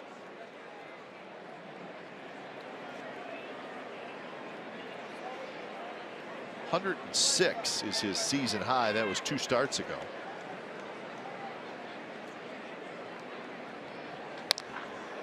Hit well to right field. Mazara's going back. Mazara's at the wall, and it popped out of his glove over the wall, and that baby is gone. Wow. You're right, Kai. He had it, and because he went up over the wall, it dropped over the wall after he couldn't hang on. Wow. Pitch is away. Cannon, as we have seen, does a great job going opposite field with power. And you know, the jet stream, no doubt about it, but this time, watch this. Up, hit it, and dropped it. He thought he had it in his glove, but just over the fence. Right there. Had it, but you know what happened, Kai? The wrist, when it hit the wall, knocked it out of his glove. He had it for a while. Yeah. So 3rd home run for Canna, and the A's score first. They have a 1-0 lead. What a great shot, because he went up. Watch his wrist hit the wall, and because he could not squeeze it quickly enough, once the ball hit his glove, once the ball hit his glove and his wrist hit the wall, then it dropped over. So Mark Canna, it's a pretty good 8-game hitting streak with that kind of home run. That's the 8th home run Hamels has allowed this year, so that's a lot. Swing and a miss. So Piscotty is retired, but the A's strike first. Mark Canna with a home run to right field, his 3rd home run of the year. So we are headed to the bottom of the 6th. The A's looking for their 4th win in a row, now have a 1-0 lead.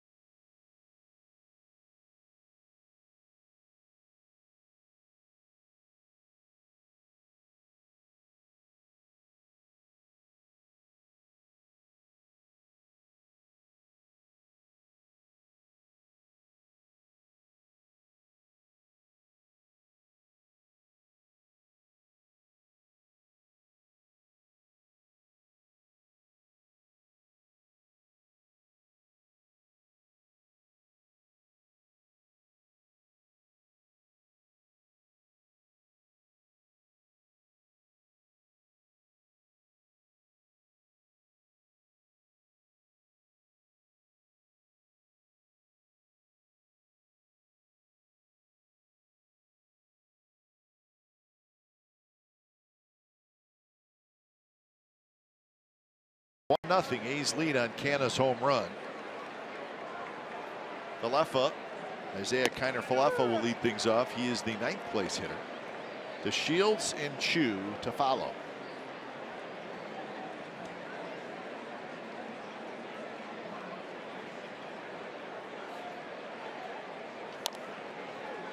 Chapman to his left. He's got it. Quick throw to first, 1 away. Time now for the Built for Baseball, brought to you by T-Mobile. How about Andrew Triggs tonight, once again, pitching outstanding baseball, coming off a short outing against the White Sox. Previous start, just an inning and third, big sweeping breaking ball, good sinker working, and a changeup. How about this big breaking ball that he threw to Profar? Everything working. As he got Guzman, froze him, a good breaking ball. Everything working for Andrew Triggs. Finally has a run on the board now, and see if he can see his team add some more, but at least he's got one. The Shields bunts, and it's a good bunt, and he's going to have a base hit. Perfect bunt. That's what we call a push bunt, folks. And DeShields is going to try to create his own run. This is the first part, and really for Olsen, he's got to go to the bag. Triggs has to field the ball. I don't think they'd gotten him anyway, but once Olsen went for it, it was done. No chance. Throw to the umpire, maybe get a chance to get him, but that's it. Now you have to expect him to try to steal. The Shields had a couple of steals last night. So here is Shin-Soo Choo. A strikeout and a single.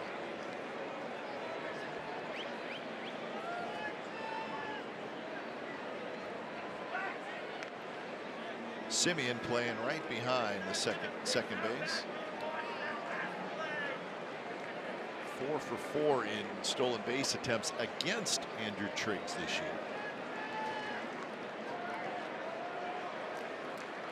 Outfield shifted slightly toward left center field, and that one hit Chu. Okay, that time he tried a quick pitch, probably because of the speed of DeShields. Little slide step, quick pitch, and the breaking ball just ran too much. And it just kept running.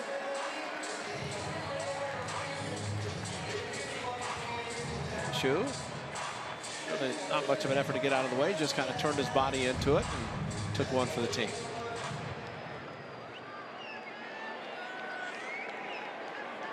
So here is Nomar Mazara with Beltre in the on-deck circle.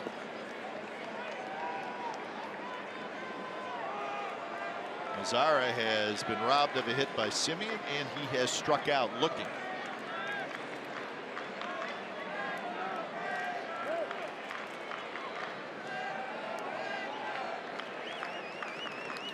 And then Mazara wanted Jerry Lane to move to the other side. That's why he's moving to the first base side of second. In the line, the path of where the ball was going to be thrown by Triggs.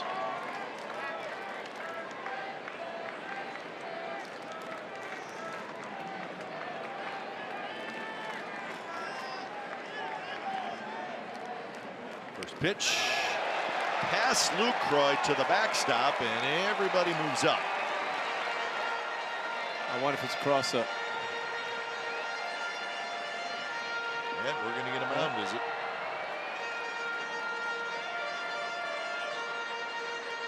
Well, the way Lucroy went after it, he's down,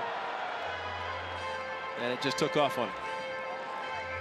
I wonder if he's looking for something like a sinker down or a two-seamer down, and the ball kind of an upshoot, but changes everything.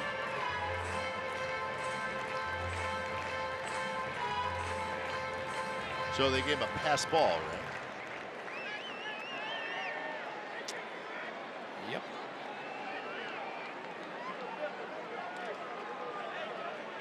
So now the tying and go-ahead runs are in scoring position. Missed again, 2-0.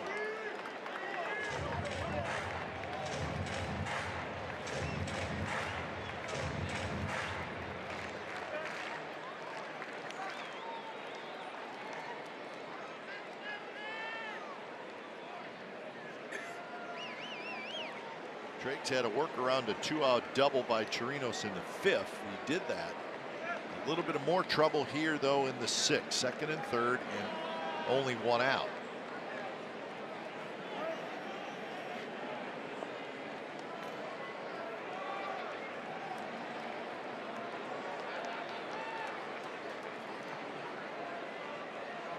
Swing and a miss. Mazzara really helped Triggs. That ball was running away.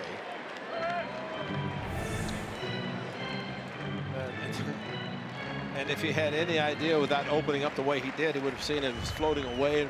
No chance for it to be called a strike.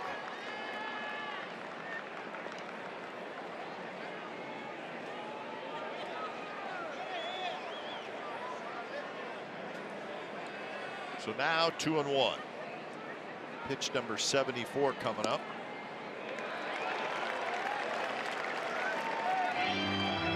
So this inning, a bunt single, a hit batter, and a pass ball.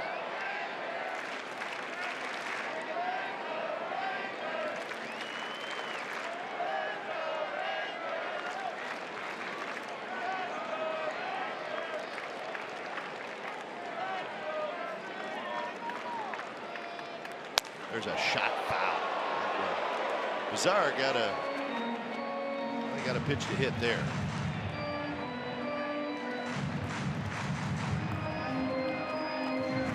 The Trevino getting loose.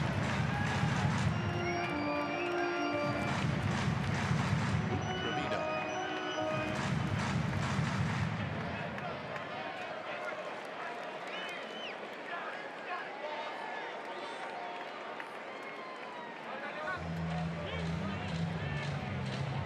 Ryan Dole just got up, so now a couple of right-handers warming up for the A's.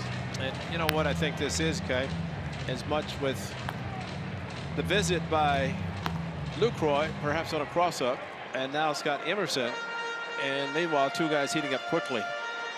And should something happen to Mazzara, we may see Dull come in to face Beltre. Because Dull is heating up, and we know it does not take him long. Beltre is in the on-deck circle. You just don't see this very often with a full count. Exactly. It's 3-2. Yeah. And it might be that they do not want Triggs to face Beltre. Because the way these 2 guys are heating up, especially Dull, and you'd have to think more of a veteran than Dull would come in. Trevino just joined the club today. So Emerson might have been saying, don't worry if you're walking, because first base is open. Try to get him to hit your pitch, or at least see your pitch and maybe swing and miss or pop it up. There's a ground ball anywhere, he's going to score the tying run.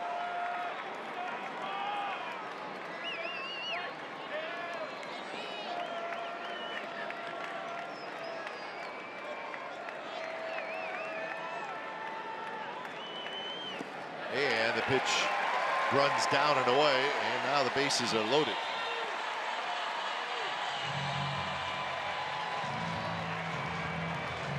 So that's the first walk, and the strike zone is moving a little bit on Andrew Triggs. 76 pitches. Trying to get him to chase the slider or the sinker down and away. Remember, his last at bat, Beltre hit a 5-4-3 double play. Beltre 0 for 14 with runners in scoring position. And that one inside. He pulls his arms back out of the way. Beltre with a base hit in the second. Hit into a double play in the fourth. Get a sweeping slide on the rollover. Mays might be able to get a double play.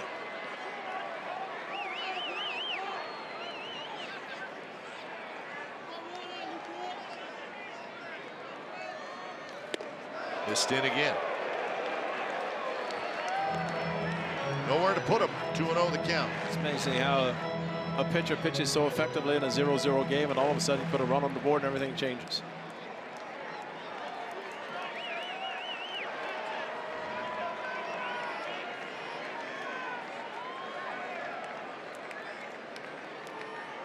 The pitch is right there for a strike. Beltre Shot. thought he'd be ready to take a hack at it.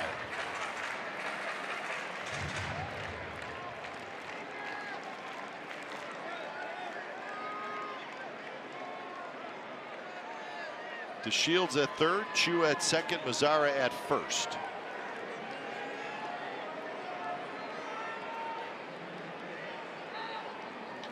And that one hit very high to right center. Canna over, Piscotti over, DeShields tagging. Piscotty's got it. The throw to the plate is late. And this game is tied at 1 on a sacrifice fly by Adrian Beltre.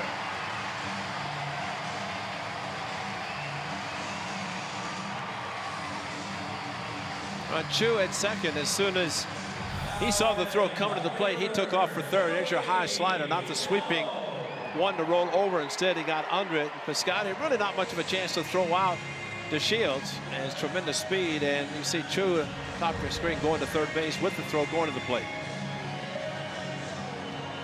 And the thing that stands out in this inning right now, Ray, is the pass ball. That's right. That's exactly right. So Gallo hits, 2 on, 2 out.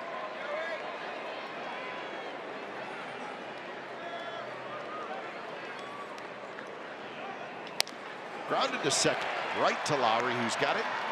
Side retired. So the A's escape with only 1 run allowed. So we're on to the 7th. It's a 1-1 game.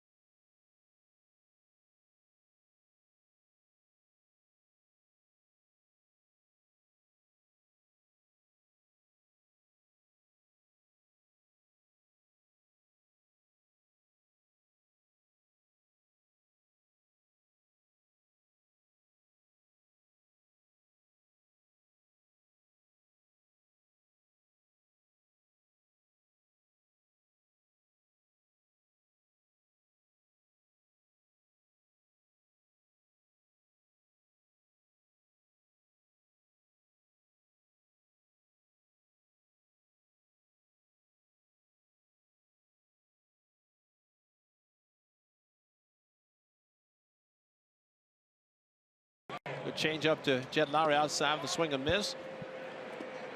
That's where he said, yes, I got Pinder finally. But KD, strikeouts, but 5-0 and struck out Piscotty following a home run to right field by Mark Canha. Line score is it, 1-3-0, 1-4-0. And Cole Hamels back out there. He's at 101 pitches, facing Lucroy, Simeon, and Pinder. A right-hander loosening for the Rangers.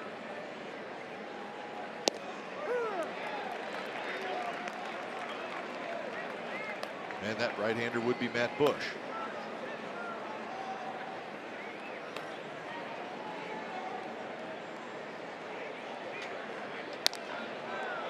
Right center. That one's hit pretty well. But this one is going to hang up. And DeShields, Bizarra come together. And the ball drops. Lucroy rounding second. He's going to try for third. And he is out.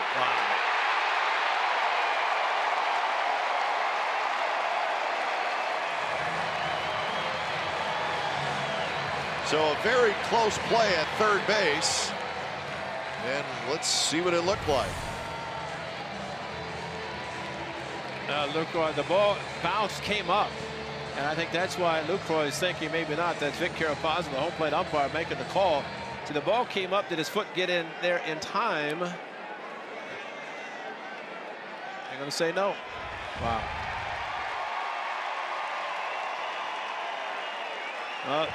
Really good job by Adrian Beltre taking the short hop and really blocking Lucroy off. Coming up with the throw. Here's the collision when the ball dropped. And Lucroy does run well, got to second base and thought he had a chance to get to third. And a great throw and a great play on the other end by Adrian Beltre. So we don't know what the ruling on the field is yet on the fly ball that was basically dropped. But Lucroy thrown out at third. Well, there's definitely miscommunication. Yeah. We know that.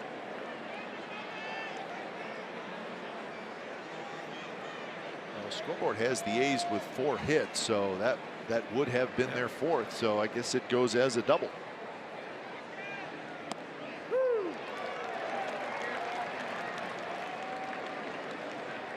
So 1 away here in the top of the 7th inning.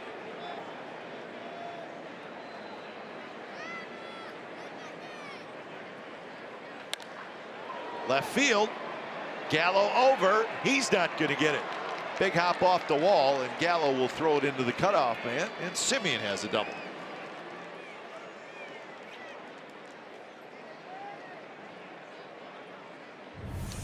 Well, Marcus Semien, as he has done often, the old one-handed swing got Chris Sale, and this time down the left field line, hit hard, no chance for Gallo. It played the ball off the wall very nicely, but Semien, excellent speed, able to get into second easily.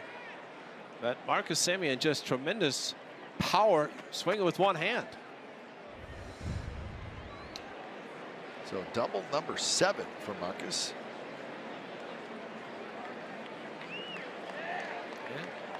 Bannister's coming out. This is not going to be a happy pitcher. No. He has not made the call yet.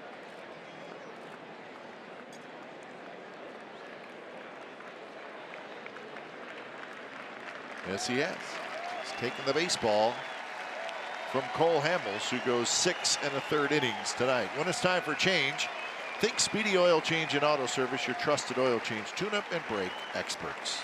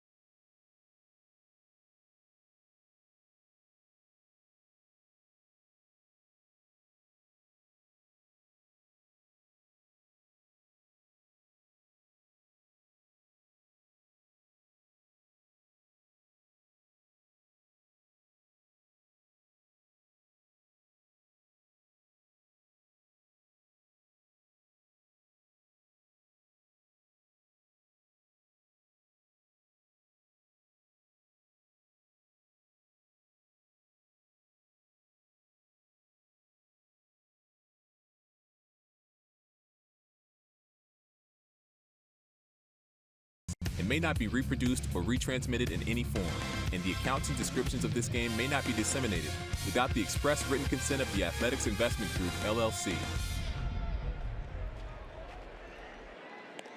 It's a 1-1 game, and we are in the top of the 7th inning. The A's have the go-ahead run at second base. So to the bullpen for the Rangers, to the bench for the A's, as Matt Joyce is going to pinch hit, and Matt Bush is going to be the new pitcher. 13th appearance for Bush. Well, you said it best last night, Cap, whenever Bush came in, because he'd been working, trying to get the one out. Cole Hamels, 6 1/3, he throws 107. He's with the go-ahead run at second base. You know what, Ray? Could be the same thing here. Yeah. Bush is pitching the 4th game in a row, but last night he only threw 2 pitches. So it could be Jeff Bannister thinking, hey, Matt Bush, get me through the top of the 7th inning.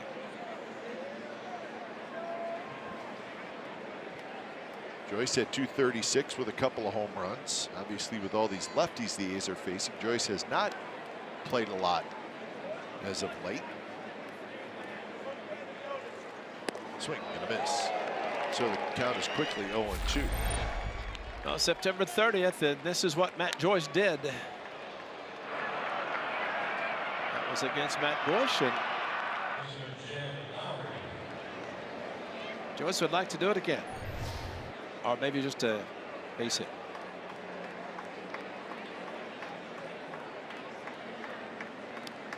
It'll come on an 0-2 count if he gets it.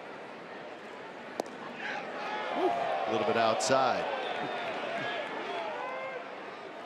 Wow.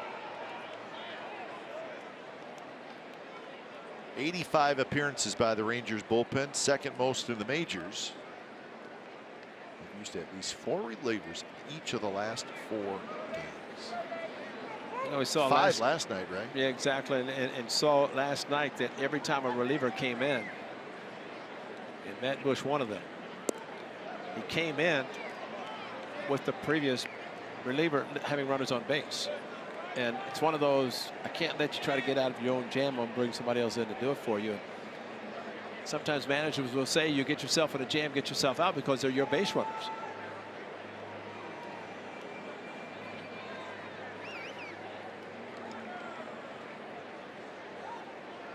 Joyce waits. 2-2 pitch. Missed again. Now it's 3-2. You know, we were speculating last night in the 9th inning that Keone Keller would come in to start or pitch the 9th inning. But evidently he had been pitching so much they didn't want to bring him in. In that situation, normally you see the closer come in a tie game at the time 3-3.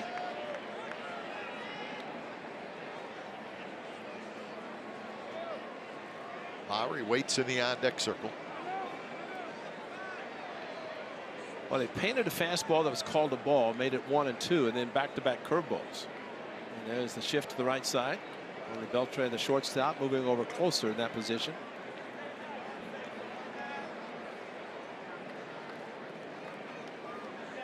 Bush from the set.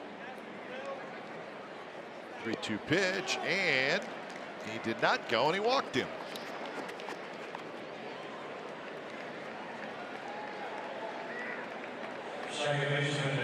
A Statcast on the ball that was hit by Jonathan Lucroy. Miscommunication in right field. And this is exactly what happened. See them converging, and all of a sudden it's DeShields picking up the ball, gets it back in, throws it to the second baseman, and the strong throw. So the speed at 22.4 feet per second.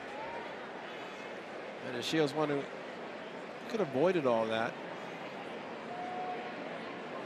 by making a catch. And a communication. Ball typically off the right hand is going to slice back towards the right fielder. So, you know, you see the shift like that, you'd have to think he's going to be consistent breaking balls, which is what he threw. Because the fastball might be hit to left field, and only Beltran was on the left side. Now this is kind of a straight up.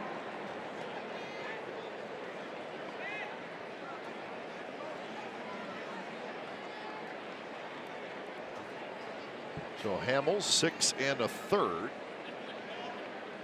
The first pitch to Lowry is hit toward left center field. DeShields on the move, and he can't get it. 1 run scores. That's Simeon. They're going to wave Joyce home, and then they're going to put the brakes on late. Good idea. So Delino DeShields dove for it, just missed it, and Lowry gives the A's the lead right back. Cap, you know, watch this ball as it slices away from DeShields. I think that's the biggest thing. Maybe didn't anticipate the way this ball was slicing off the left-hander's bat. It sliced in the left center. I thought with his speed he's going to get it right there and watch it keep going. And he just did not get back fast enough and maybe misjudged how hard the ball was hit by Jed Lowry to the point that he had to go to the dive. Fortunately for him, he got it up quickly enough. And you know, even Matt Joyce, I think, thought he was going to be caught because otherwise he scores easily, but had to be held up at third. So double number 8 for Lowry. He's at it again with the doubles. Infield in, here's Davis. Fastball up and away.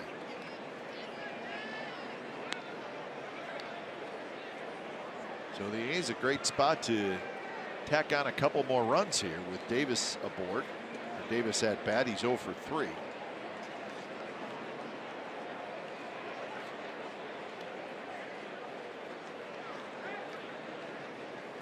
High fastball, 97 miles an hour. For Lowry, that's his 24th RBI of the year on the double. Chris Davis is 4th in the league in RBIs with 21. How about Didi Gregorius? Terrific. We talk about Judge and Stanton and Sanchez, and it's Gregorius who has the most RBIs. High fastball, pick off, got him. Oh my! Wow. Chirinos just came out of the catcher's stance and he gunned it to third. And they're holding on and checking it to see if he got his hand in, but Joyce down the line, and Beltre quickly over, and did he get him on the back? Saying he got it. Didn't want to take a chance, but that is crucial. That is huge. So it's got to be some type of planned play between Chirinos and Beltre, and Chirinos has got a great arm, and he just showed it. Right, especially with a right-handed hitter. If it's at first base with a right-handed, that's play, but a right-handed hitter, third baseman, I mean, that's a heck of a play. Now the infield back. It changes everything, because now there's a great look. Yeah. Hand, I think, got in, but it didn't get it enough time, and Adam Roden couldn't say definitively that it was going to be overturned.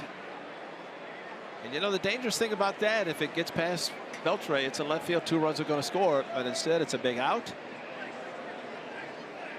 And a big pickoff. Chirinos is not throwing out a lot of base runners trying to steal, but that was probably one of the best pickoffs you're ever going to see at the most critical time. 2-2 pitch. Hit hard, Profar stays with it, throws in time, side retired. So the A's take the lead on Lowry's RBI double, 7th inning stretch time, 2-1 Athletics.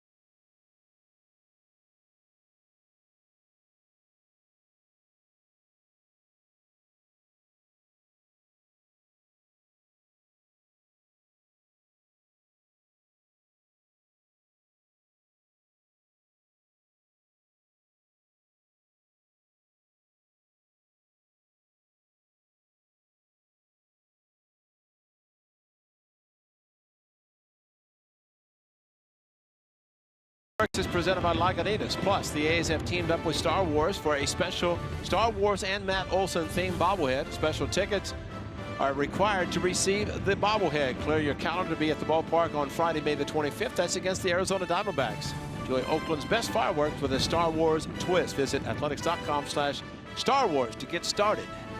Fireworks, you know, at the Coliseum are always the best. And that should be a great night. Great weekend of baseball against the very hot, very good Arizona Diamondbacks. What did they do tonight? They're in Philadelphia playing a hot Phillies team. Looks like they're winning 5-4 in the 8th in Philadelphia.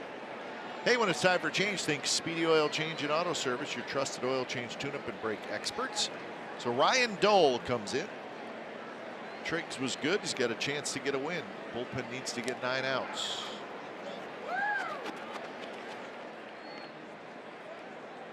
For Triggs, 4 hits, 1 run, 6 strikeouts, and he finished with 81 pitches.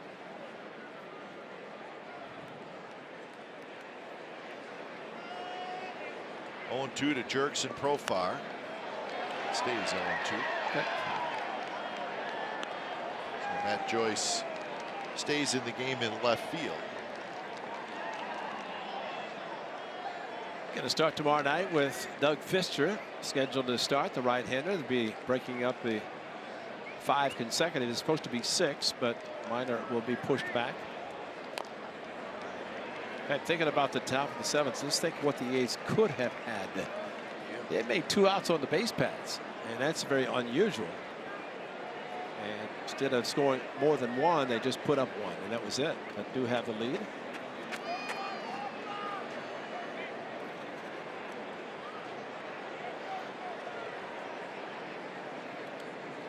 Another 0-2 pitch.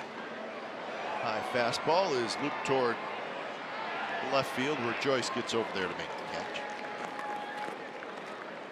So Dull retires Profar. That'll bring up Chirinos. Angels leading the Astros 4-3 that game in the top of the 6th inning. Ohtani pitching that game, and he has gone 5 innings. Given up 6 hits into 3 runs with 6 strikeouts. Albert Pujols does not have a hit in that game. I tell you that because he's sitting on 2,992 career hits, so 8 hits away from 3,000. Probably get it home. What you think? Yeah. That one foul down the third baseline.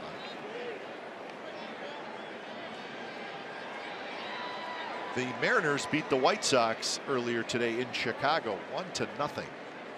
Marco Gonzalez got the win, and Mitch Haniger drove in the only run. Boy, is he having a great year. Yes, he is. Yes, he is. As the A's know for sure. So the Mariners are now 12-10 on the year.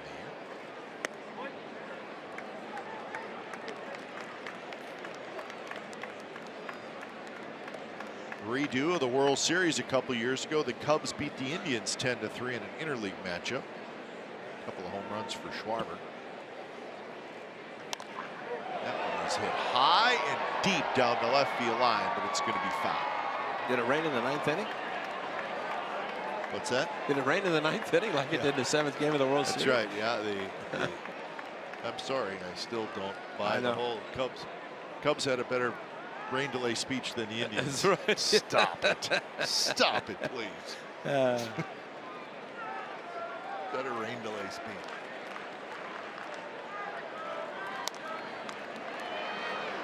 Asked Trevor Cahill about that because he was with the Cubs, and then he said he was upset when they took Hendricks out.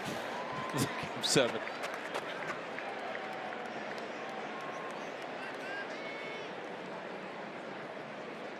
So 1-2 the count. But Chirinos has proven he can hit an off-speed pitch, especially in the inner half of the plate. So Dull got away with one. Go out a little bit farther if you're going to throw it.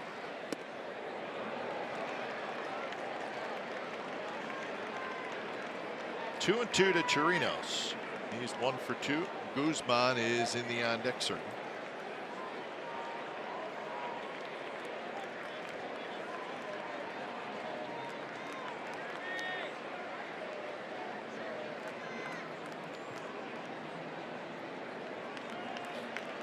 So Dull's going to go for a little walk.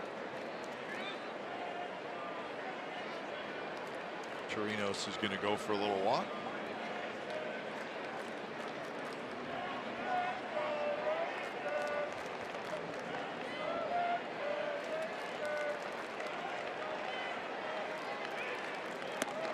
High fastball on 3-2, and he walked in. Almost looked like Dull. He's kind of a max effort guy anyways, but it almost looked like he overthrew that one. Yes, it did. Just trying to get a little bit extra.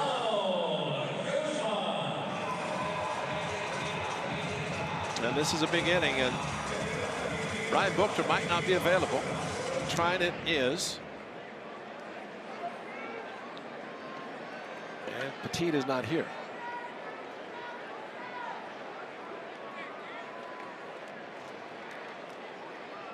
First pitch to Guzman. Check swing. And he went around, says Greg Gibson. And kind of just, not really knowing, but you have to wonder, as Guzman says a little while, couldn't believe that maybe it was called a check swing. With fastball in, and that definitely was a swing. Good call by Greg Gibson, third base umpire. field shifted over a little bit, especially Simeon.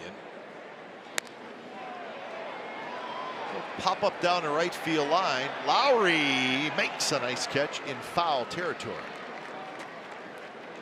Guzman did a good job opening up the hips, but just could not drive it. What I started to say, would Bob Melvin go to trying it for 2? Maybe. Because Dell threw last night as well. Only 10 pitches, but I don't think any more than 1 inning. I don't believe that he's going to do that, and you have to wonder what Scott Emerson and the skipper would do for the 8th.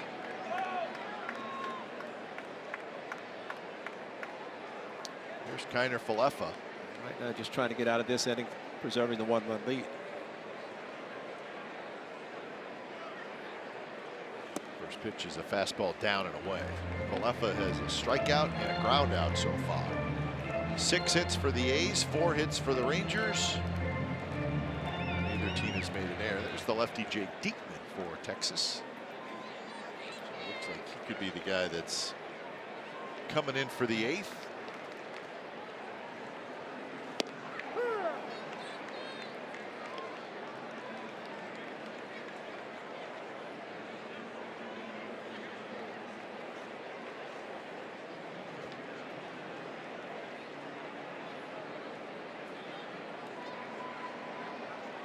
Chirinos doesn't look like he's going anywhere.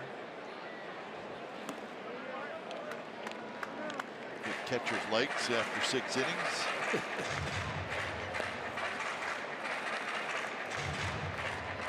Well, you know, on the stat sheet, it probably shows him not going to run, so that's why I probably will not want a throw over.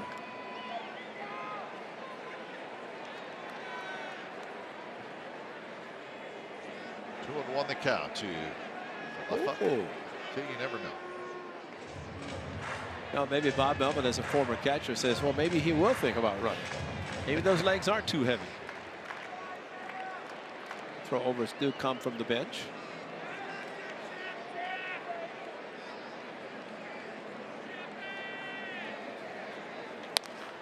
Falefa pops a foul down the right field line.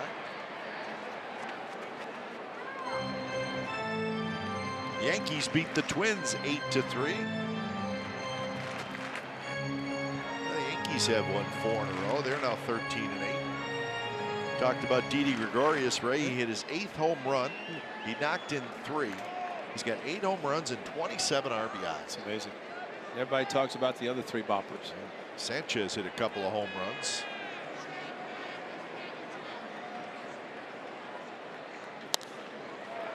Marcus Simeon has it. Side retired. 8th inning coming up. It'll be Chapman, Olsen, and Cannon. 2-1 A's lead.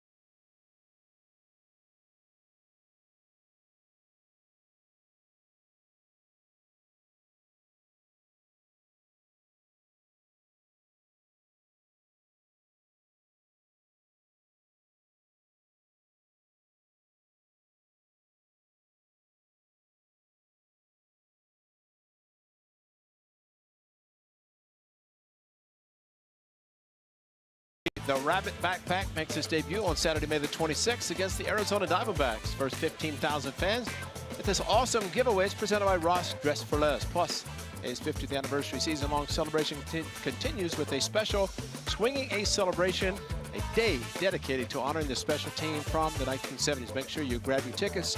The special day at athletics.com/tickets. 2-1 A's lead the Rangers. We've put her to sleep. Oh, she's all right. She just heard the score. Jake Diekman comes funny. in. We don't want to put any of our viewers back home to sleep, certainly. So when it's time for change, think Speedy Oil Change and Auto Service, your trusted oil change tune-up and brake expert. So Diekman comes in. Crossfire left-hander to face Matt Chapman.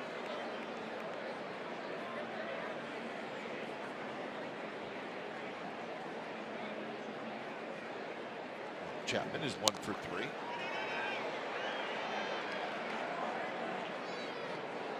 Athletics are looking for their 4th consecutive win.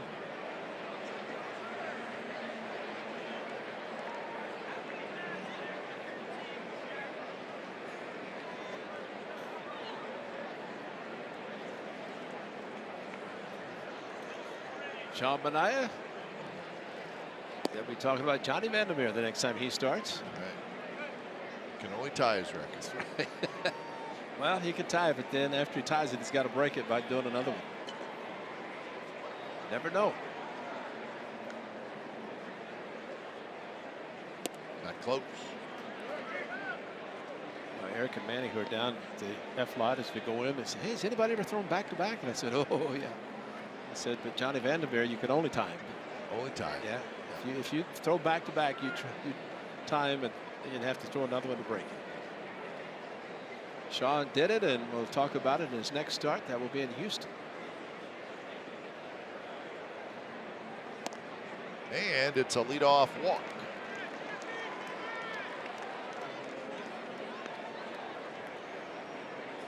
So 3 walks issued by Rangers pitchers tonight. First baseman Matt Olson. Banners to the manager, Don Wakamatsu, Bay Area product, his bench coach, and Walk said how nice it is to sleep in my own bed during the summer. He's coaching for the Rangers, lives in the Dallas-Fort Worth area. So during the season, he gets to stay at home. He's, of course, been with the A's, Seattle, Kansas City. One of the good guys in the game. First pitch to Olson, way inside. Olson's already been hit by a pitch tonight. He's back in the 2nd inning. Diekman wanted to go outside. The ball kept running inside, and good save really by Chirinos to keep the ball from going to the backstop.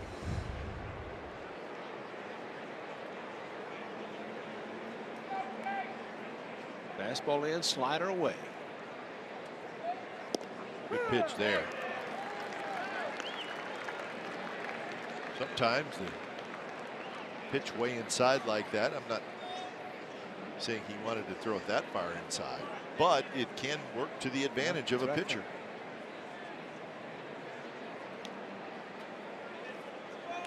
Another slider in and out of the glove of Chirinos. Doesn't matter. It's not going to be strike 3. The count 1-2.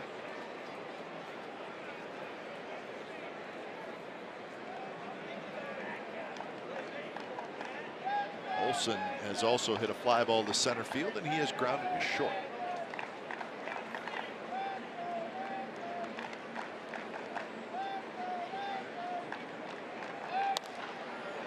Hit pretty well to left field. Gallo hustling back. Gallo still going back, and that one bangs off the wall.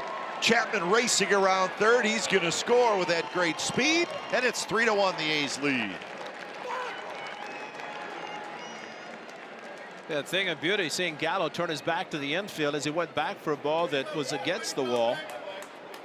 And Diekman, you know, Olson had a long look at the scoreboard in left field, almost trying to maybe figure out all those numbers, and there's a slider, and great opposite field shot. This ball almost carried out of the park, but you're right about Matt Chapman and his speed.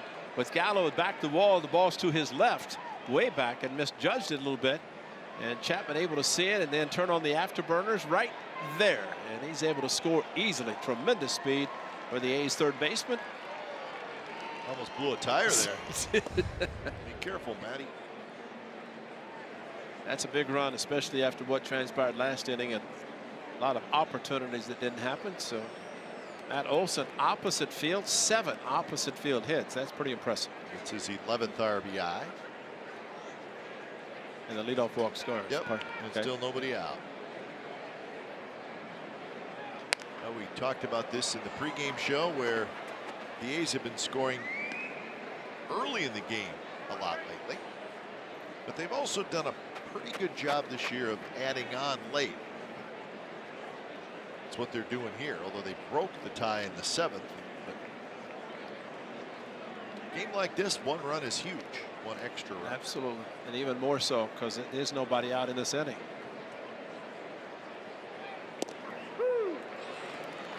Time now for the Chrysler drive of the game. How about this shot? It's something that Mark Canha, opposite field hitting, and as he rounded first base, he said, yes, home run. Thank you, Mr. Mazzaro. As the ball dropped over the fence, and yeah, he'll take it. He still looked, maybe can't believe it, but it was a home run. Got the A's on the board. The Rangers tied it. Now the A's have added a couple of more. Canha did not go.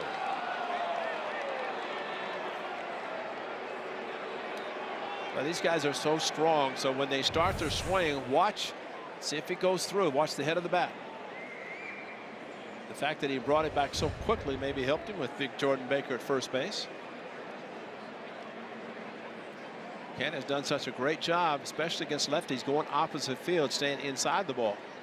And they're shifting him to the left side. Right now, just trying to make a productive out to the right side. Swing and a miss. Pretty good pitch there by Diekman. How about a stat cast for Matt Chapman, toward from first base. Watch the circle. It's going to go. Make sure the ball is going to be over the head. And then here we go. You're right, Kev. Right there. 28.5 feet per second. Tremendous speed for Matt Chapman, who led off the inning with a walk. Got a haircut today. You know, guys, they have barbers in the clubhouse now. Yeah. Yeah, I've seen that. Yeah. And we got another hit batter. Piscotty got a hit. What's the record for most hit batters in a game? He's have 4. Another back foot. Another lefty with Piscotty getting hit in the back foot. Second time tonight for him. Right there. Yep. So Olson, Piscotty, Pinder, Piscotty. Those are the guys who have been hit by pitches tonight. It is unusual to see more than 1 or 2. Yeah, it's very unusual. 4.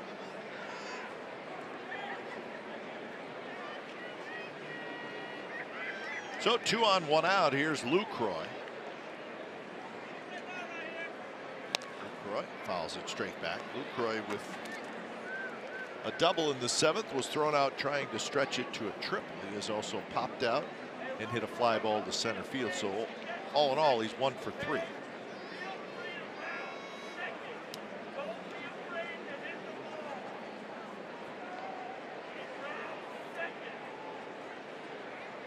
Lucroy with no home runs and 5 RBIs on the year.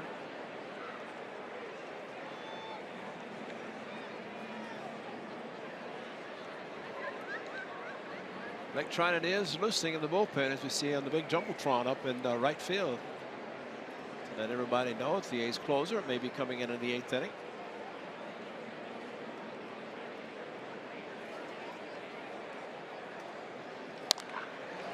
In the air to right center. Hit pretty well. DeShields at the wall. DeShields tracks it down. A long ways to go into right center field, right in front of the Rangers bullpen. Cap, I count 3-2 last night. This one for sure. Jetstream City, but it's caught at the wall. Definitely no Jetstream anymore here at the ballpark. Great catch by DeShields, and you might wonder, the runner at second base in Olson, why he wouldn't tag and go to third. With 1 out, you don't do it. With nobody out, you get to third base. But with one out, you go halfway, because if the ball drops, you want to be able to score. And if you go back to tag, it's going to be hard to score from second base. So good base running by Olson. Fortunately, this time the ball didn't drop. So now it's up to Marcus Semien to get another run home.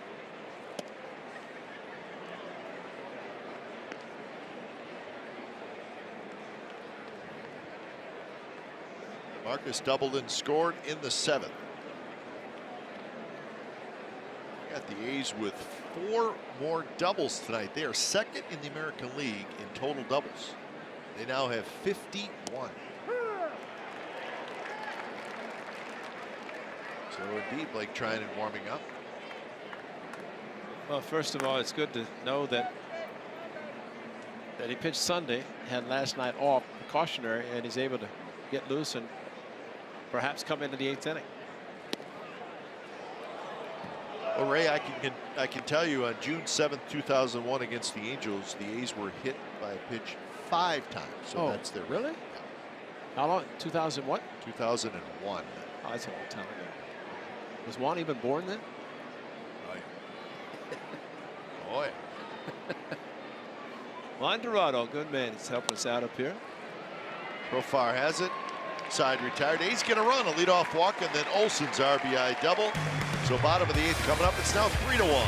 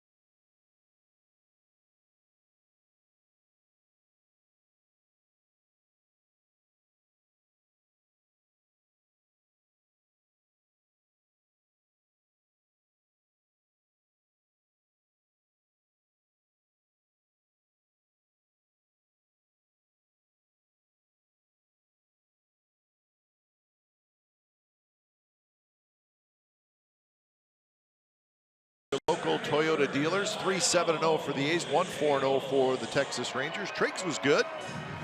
Cole Hamels was good. Canna with the home run. Lowry stays hot. Another double, another RBI. So the A's 6 outs away from their 4th straight win. And one of the brightest things we're seeing right now, besides the lights, the fact that Ryan Dull's out for inning number 2nd inning. And that is good, because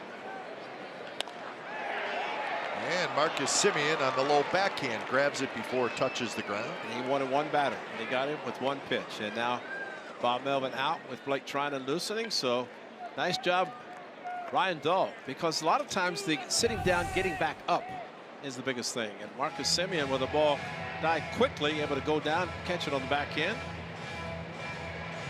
So when it's time for change, think Speedy Oil Change and Auto Service. It's your trusted oil change, tune-up, and brake experts.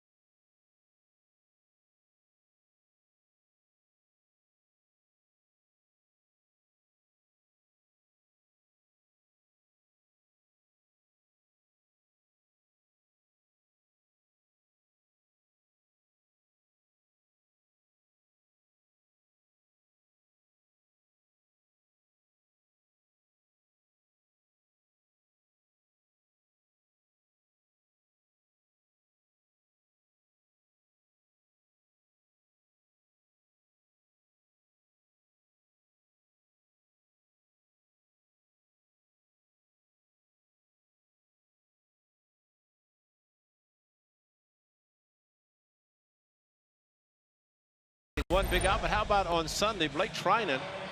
This was Blake Swihart, a ground ball back. He reached it as he did and turned back around, kind of wrenched his knee. See him hobbling a little bit. He would stand the game. Right there is where he got it. And the cleat, as he got it, turned around, kind of hobbled over to first base and had some ice on it after the game. And considering the way he looked there and seeing him pitching tonight, that's a great recovery. So he comes on to try to get 5 outs, try to get a save. But Ryan Dull, a huge out to start this 8th inning, keep the speed of Delano DeShields off the bases. So Trinan will face Chu. And Chu hits it off Trinan toward the first baseman Olsen, who, did he tag him? No. But he rounded the bag, heading to second base. That's got to be an out. Wow, Blake Trinan got it again. Unbelievable. And that one was, for lack of a better phrase, solid contact. But for it to go all the way to first base, Matt Olson tried to tag it, and I guess with Chu running inside, hit the bag and then headed towards second. And you know, if you see a runner, right side, right ankle, And he's going to come out, unfortunately. 105 miles per hour off the bat, and for it to carry him that far, it had to be, and let's hope not bone, but my goodness, one pitch. So Chu is aboard and Trinan leaves, so we will indeed keep our fingers crossed.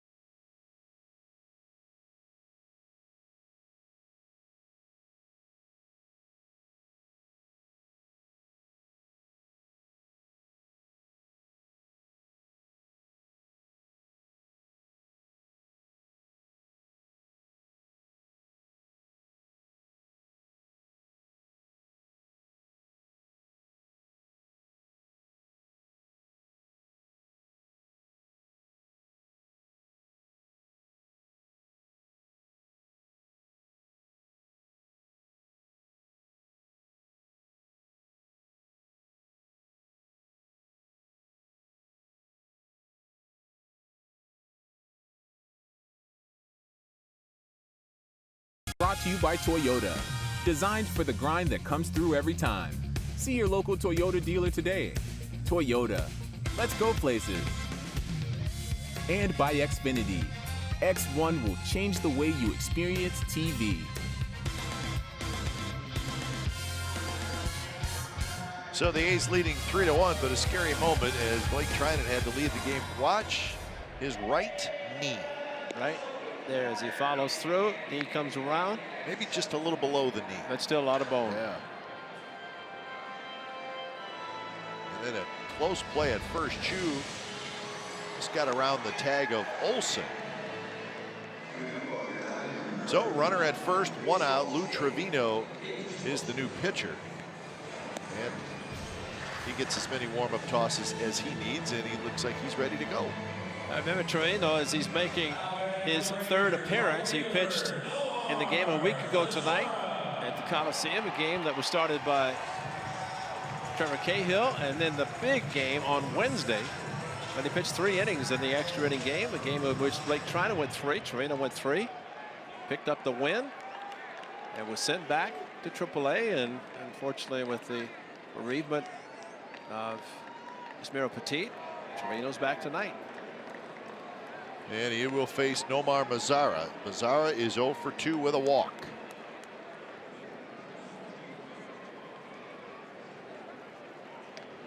On deck is Beltre. So the bullpen for the A's is going to have to go through this Rangers lineup one more time.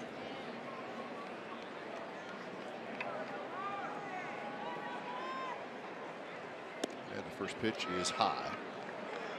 Astros have taken the lead over the Angels on a Brian McCann 2-run homer, so it's now Houston 5 and the Angels 4 in the top of the 7th inning.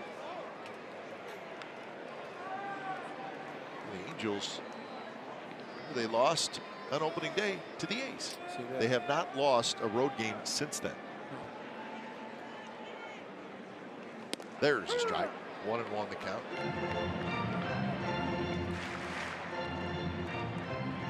Mazara, plenty of power. He's got 3 home runs this year, hit 20 last year. And what we've seen also is a very good opposite field power. Of course, right now trying to put it into the right field seats, especially with his open stance, similar to Joey Gallo. Front that time, rolls it into the on-deck circle where Beltre picks it up and flips it into the seats. So the scramble is on. You know, as Trevino about the 3-2 curveball that was thrown last Tuesday night, bases loaded, final pitch of the game. I said, were you surprised to get the sign? He said, I was kind of hoping he would call it because I didn't have much control over the fastball. I was just happy also that I threw it for a strike, which he did for the final out of the game. Close. Wow. 97 miles an hour. Well, good corner shot and could have gone either way. Unfortunately for Trevino, it went to Mazara.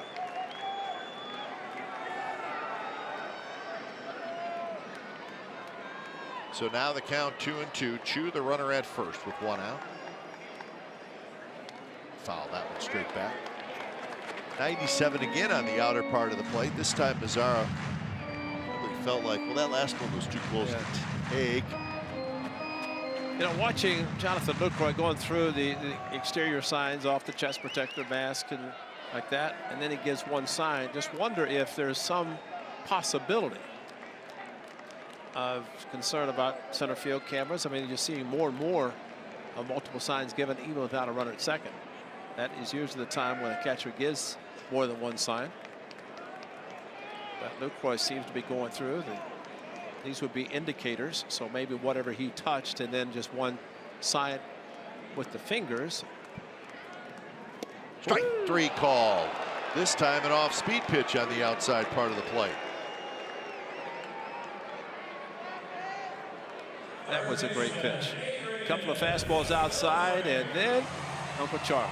So when he went through the signs and he gave a 2, that would be the curveball, perfectly thrown by Trevino. And Mazara didn't like it, but he was lucky that the fastball wasn't called a strike. Definitely looking fastball on that one. Got the curveball, a nice pitch by Trevino.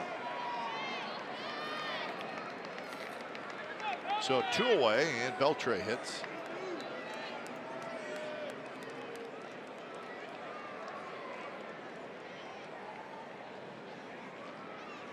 Beltre foul into the A's dugout. Beltre is 1 for 2 and a sacrifice fly in the 6th inning.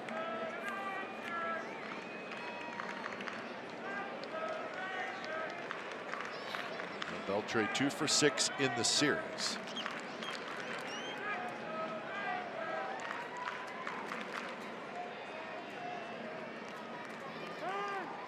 Beltre requests time, and Karapazic gives it to him. And got out of the way just in case the ball was thrown. Remember Tom Buskey? I do remember Big Tom Buskey. And Mike Hargrove, the human rain delay.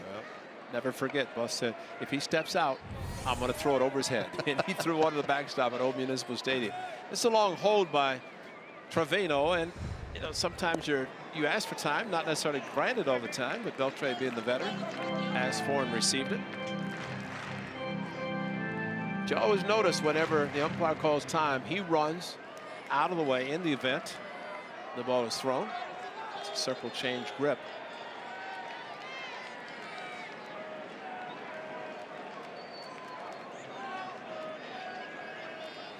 Way outside, so now the count 2-1.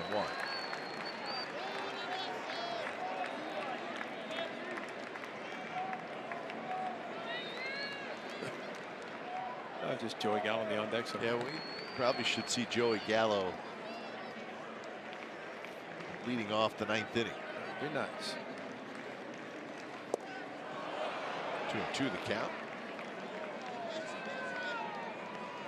Well, the one thing about Trevino pitching to the Rangers, and again, he pitched against the White Sox for 2 games, and there's video on him. The Rangers will pick up the video on him, but hitters have not seen him. They haven't seen him. They've seen him for the first time. So that in itself should be a positive for Trevino.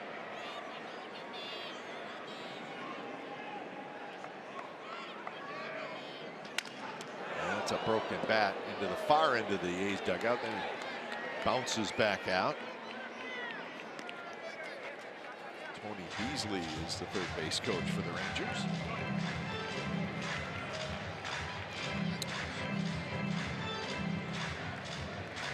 Tony Beasley, who was battling cancer last year and had to miss some time. One thing Trevino said is that he likes his cut fastball. He likes to throw it, and the way he throws it, it doesn't go side to side sliding. It goes kind of a pretty good dip to it, and with pretty good velocity.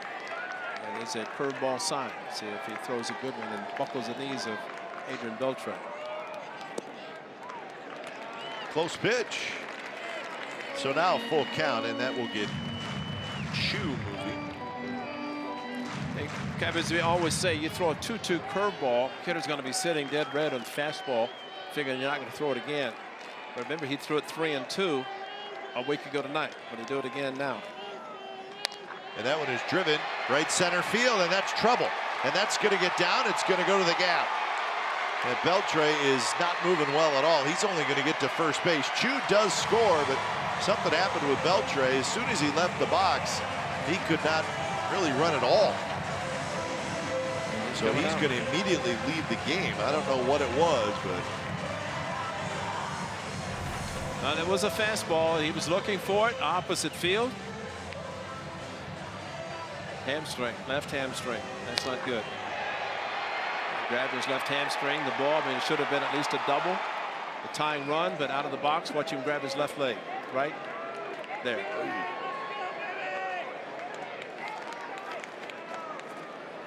So Beltre is out. That's Drew Robinson who's going to pinch run.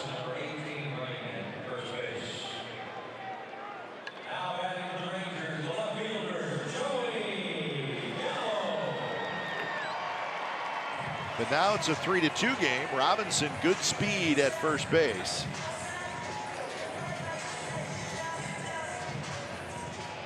Robinson has 1 steal in 2 attempts. Yes, he is, wasn't it? I think it was, yeah, in that first series. But the concern here is with this guy, Joey Gallo. He's 0 for 3 tonight. And he's 1 for 6 in the series. The first pitch, and he had a mighty cut, and he rolls it foul. Unfortunately, it went foul, because otherwise it's a base hit. I don't know where he hit that. He must hit that ball right off the end of the bat. He's checking the cup end of the bat. Yeah, his big swing, and he probably pulled the bat through. He didn't. Usually if it's off the end of the bat and it's cupped, watch the massive swing going through, and that was off the end of the bat. It was a cue shot. So 0-1 the count. 0-2 the count. 98 miles an hour on the fastball. I'd stay right there. Try to elevate. He's got the uppercut swing. Very powerful young man.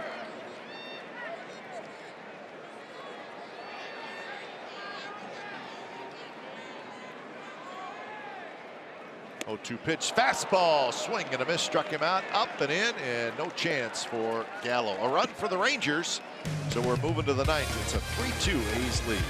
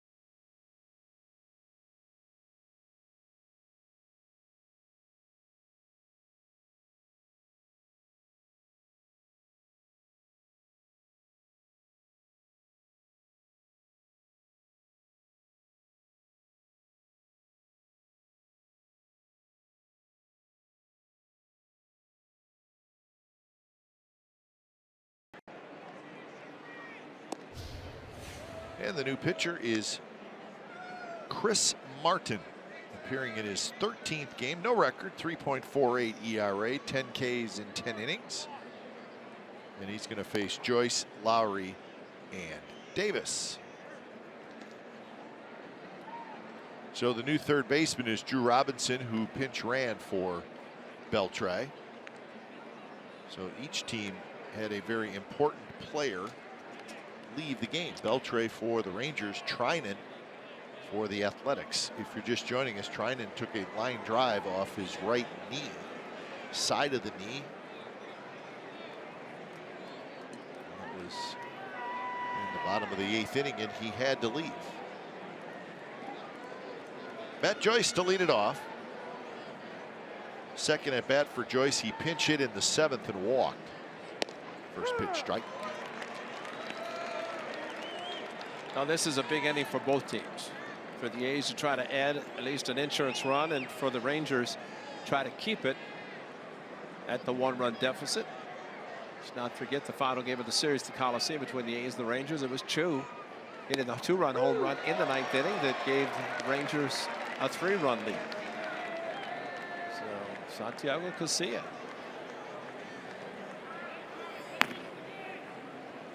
That's an interesting young man who at one time a great closer. Not so much, at least lately.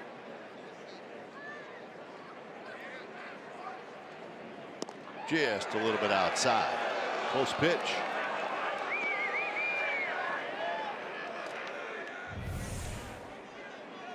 Martin faced the A's at the Coliseum and just off the plate, held a long time by Chirinos, the catcher.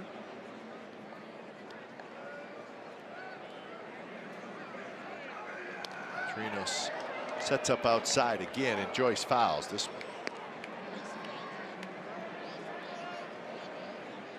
And the Angels scored 4 times in the top of the 7th inning, and they grabbed the lead right back. So that's kind of a wild game. It's now 8-5 Anaheim. Angels leading the Astros in Houston. Swing and a miss. Joyce got tied up a little bit.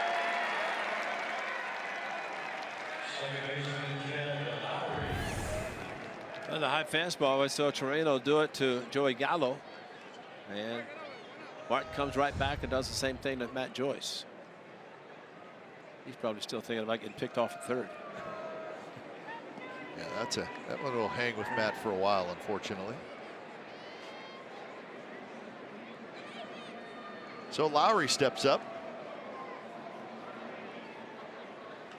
And Lowry, what a surprise. He's got another hit. Another multi-hit game. Single, double, RBI, and a walk. So he's been on base 3 times. So Lowry now with 37 hits in 24 games. And backdoor breaking ball, kind of a cut fastball at 90, and Jed Lowry does what he does best, and that's just loft it into left center. Doesn't try to pull the ball. Playing shallow was DeShields, and he got burnt by Jed Lowry on the ball that was slicing away from him. So with a 1 out, Chris Davis steps up.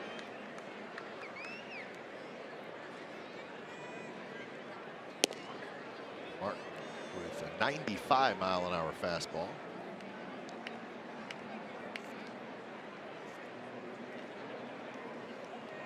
Final game of the series tomorrow night. It'll be Pfister and Graveman.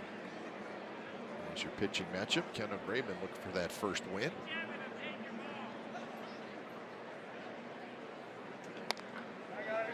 And then an off day in Houston and a weekend series against the Astros. And draft day Thursday. Oh yeah, that's Football draft day. Oh. That's a biggie. Seems like every time the A's come to Rangers to Texas, there's some sort of a draft, like the fantasy draft or the football. That'll be coming up too.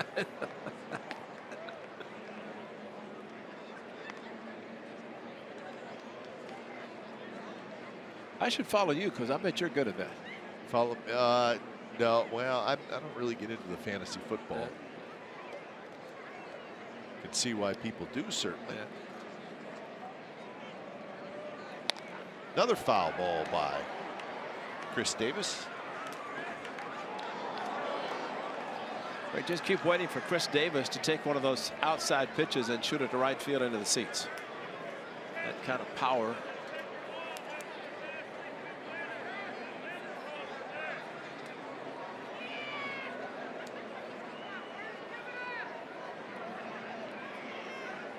Chris Davis is 0 for 4 in the game.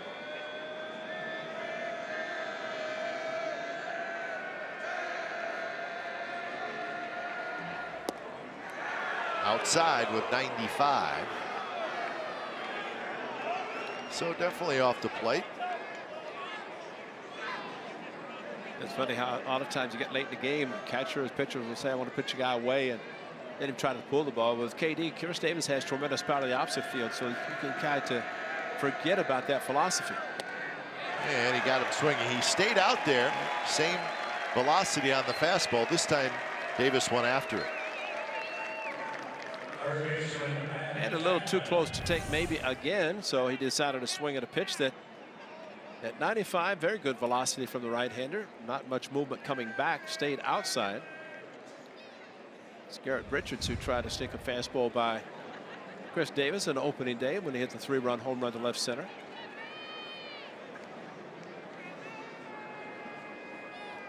So 2 outs for Chapman. Pick off at first. Lowry gets back easily.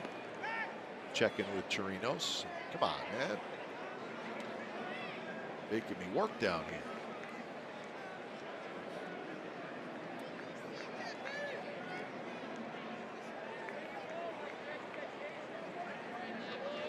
Numbers for Chapman tonight: 1 for 3, single walk, and a run scored. Ooh, there's a strike. Dropped her in there right at the knees.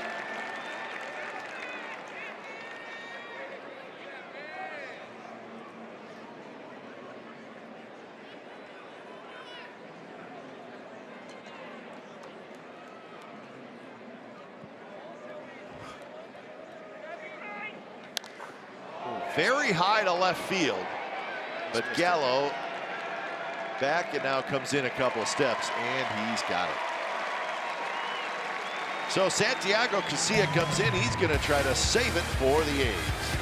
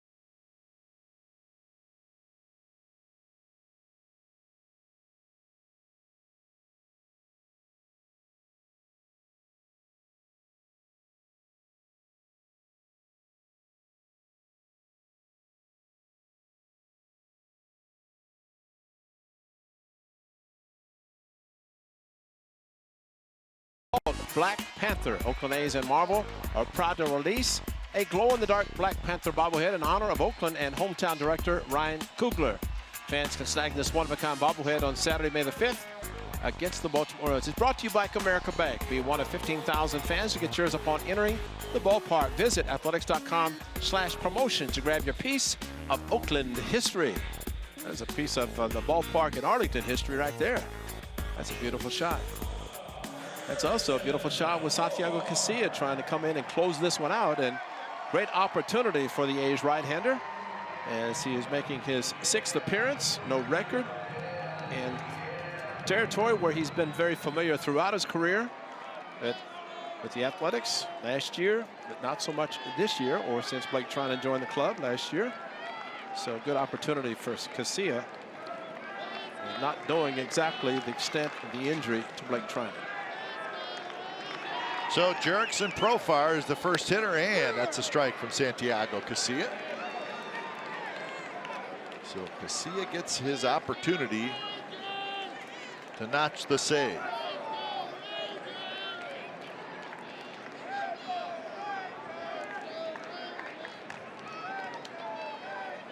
Shimmy, shimmy. To the backstop.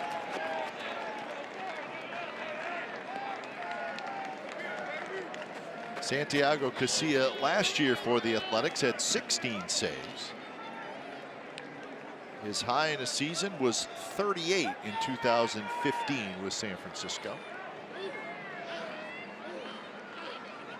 Missed outside. In his career, he has 143 career saves. And we would like it to be 144. That's a great one in the first one in 2018. Strike, got a little break there. Profar thought it was outside. Had a little tailing action to it as it was running away from Profar, but according to Vic Carapazza, the ball started towards the middle and ran out. Good job of keeping the ball in the strike zone by Jonathan Lucroy. 2-2 the count. It's a curveball sign given.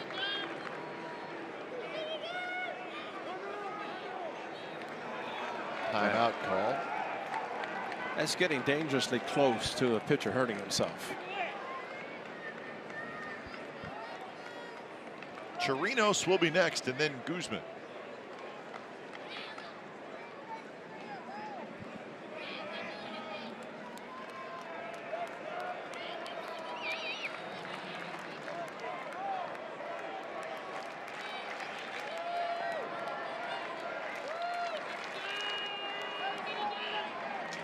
And that one rolled up the line, foul, broken bat. Make sure you join us tomorrow to be the final of this 3-game series. There's the matchup, Graveman and Pfister. Pfister, of course, signed as a free agent for the Rangers. Coverage begins at 4:30 with A's pregame live. I'd like to see a big smile on his face following tomorrow's game. Kendall Graveman.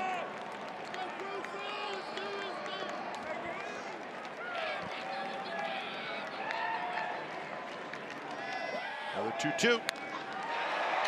In the air, left center in the ballpark as Joyce backs up. And he's got it. On the previous pitch, the curveball might have just enough for Profar when he got a fastball pretty much down the middle that he could only hit the left field. And the curveball previously thrown, maybe he had that in the back of his mind. He might come back again, and a little bit tardy on the fastball. So with this young man, Chirinos, keep the ball away. As we have seen, the only pitch has really been able to hit. Of course, when he was 3-2, went to right center with a double. Flails at the breaking pitches away. And that one down and away. He takes that one.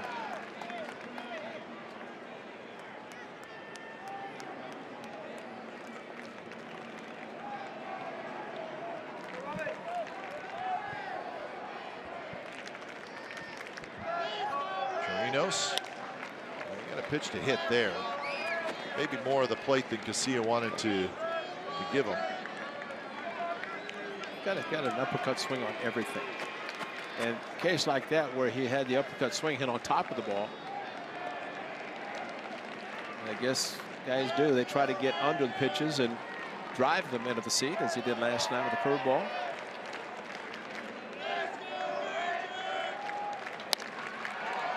Center field. That's what you do right there. And Cano waits, and that's the second out. A couple of sky-high flyouts. Pitch him away, let him try to pull the ball, which guys try to do when they're training by a run. This pitch a little bit away, see him open up, see his belt buckle, and you send it straight up in the air. Unless you hit a line drive, here's the power when you're opening up. You don't have enough to take it out to center. So with 2 outs, here's Ronald Guzman.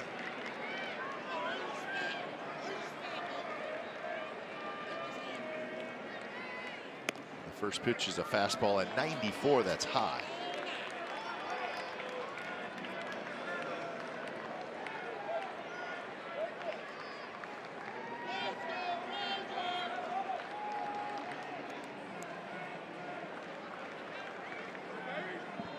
Casilla out of the stretch. Left field, Joyce hustling back. He's there, he's got it, and that's the ball game. A 3-up, 3-down, bottom of the 9th inning for Santiago Casilla, and he saves it for Andrew Triggs. So Triggs the winner, Hamels the loser, Casilla the save. Your time of game was 3 hours and 7 minutes in front of 19,391. The A's have won 4 consecutive games. Time now for A's post-game live, where Brody Brazil and the rest of the gang standing by in the studio.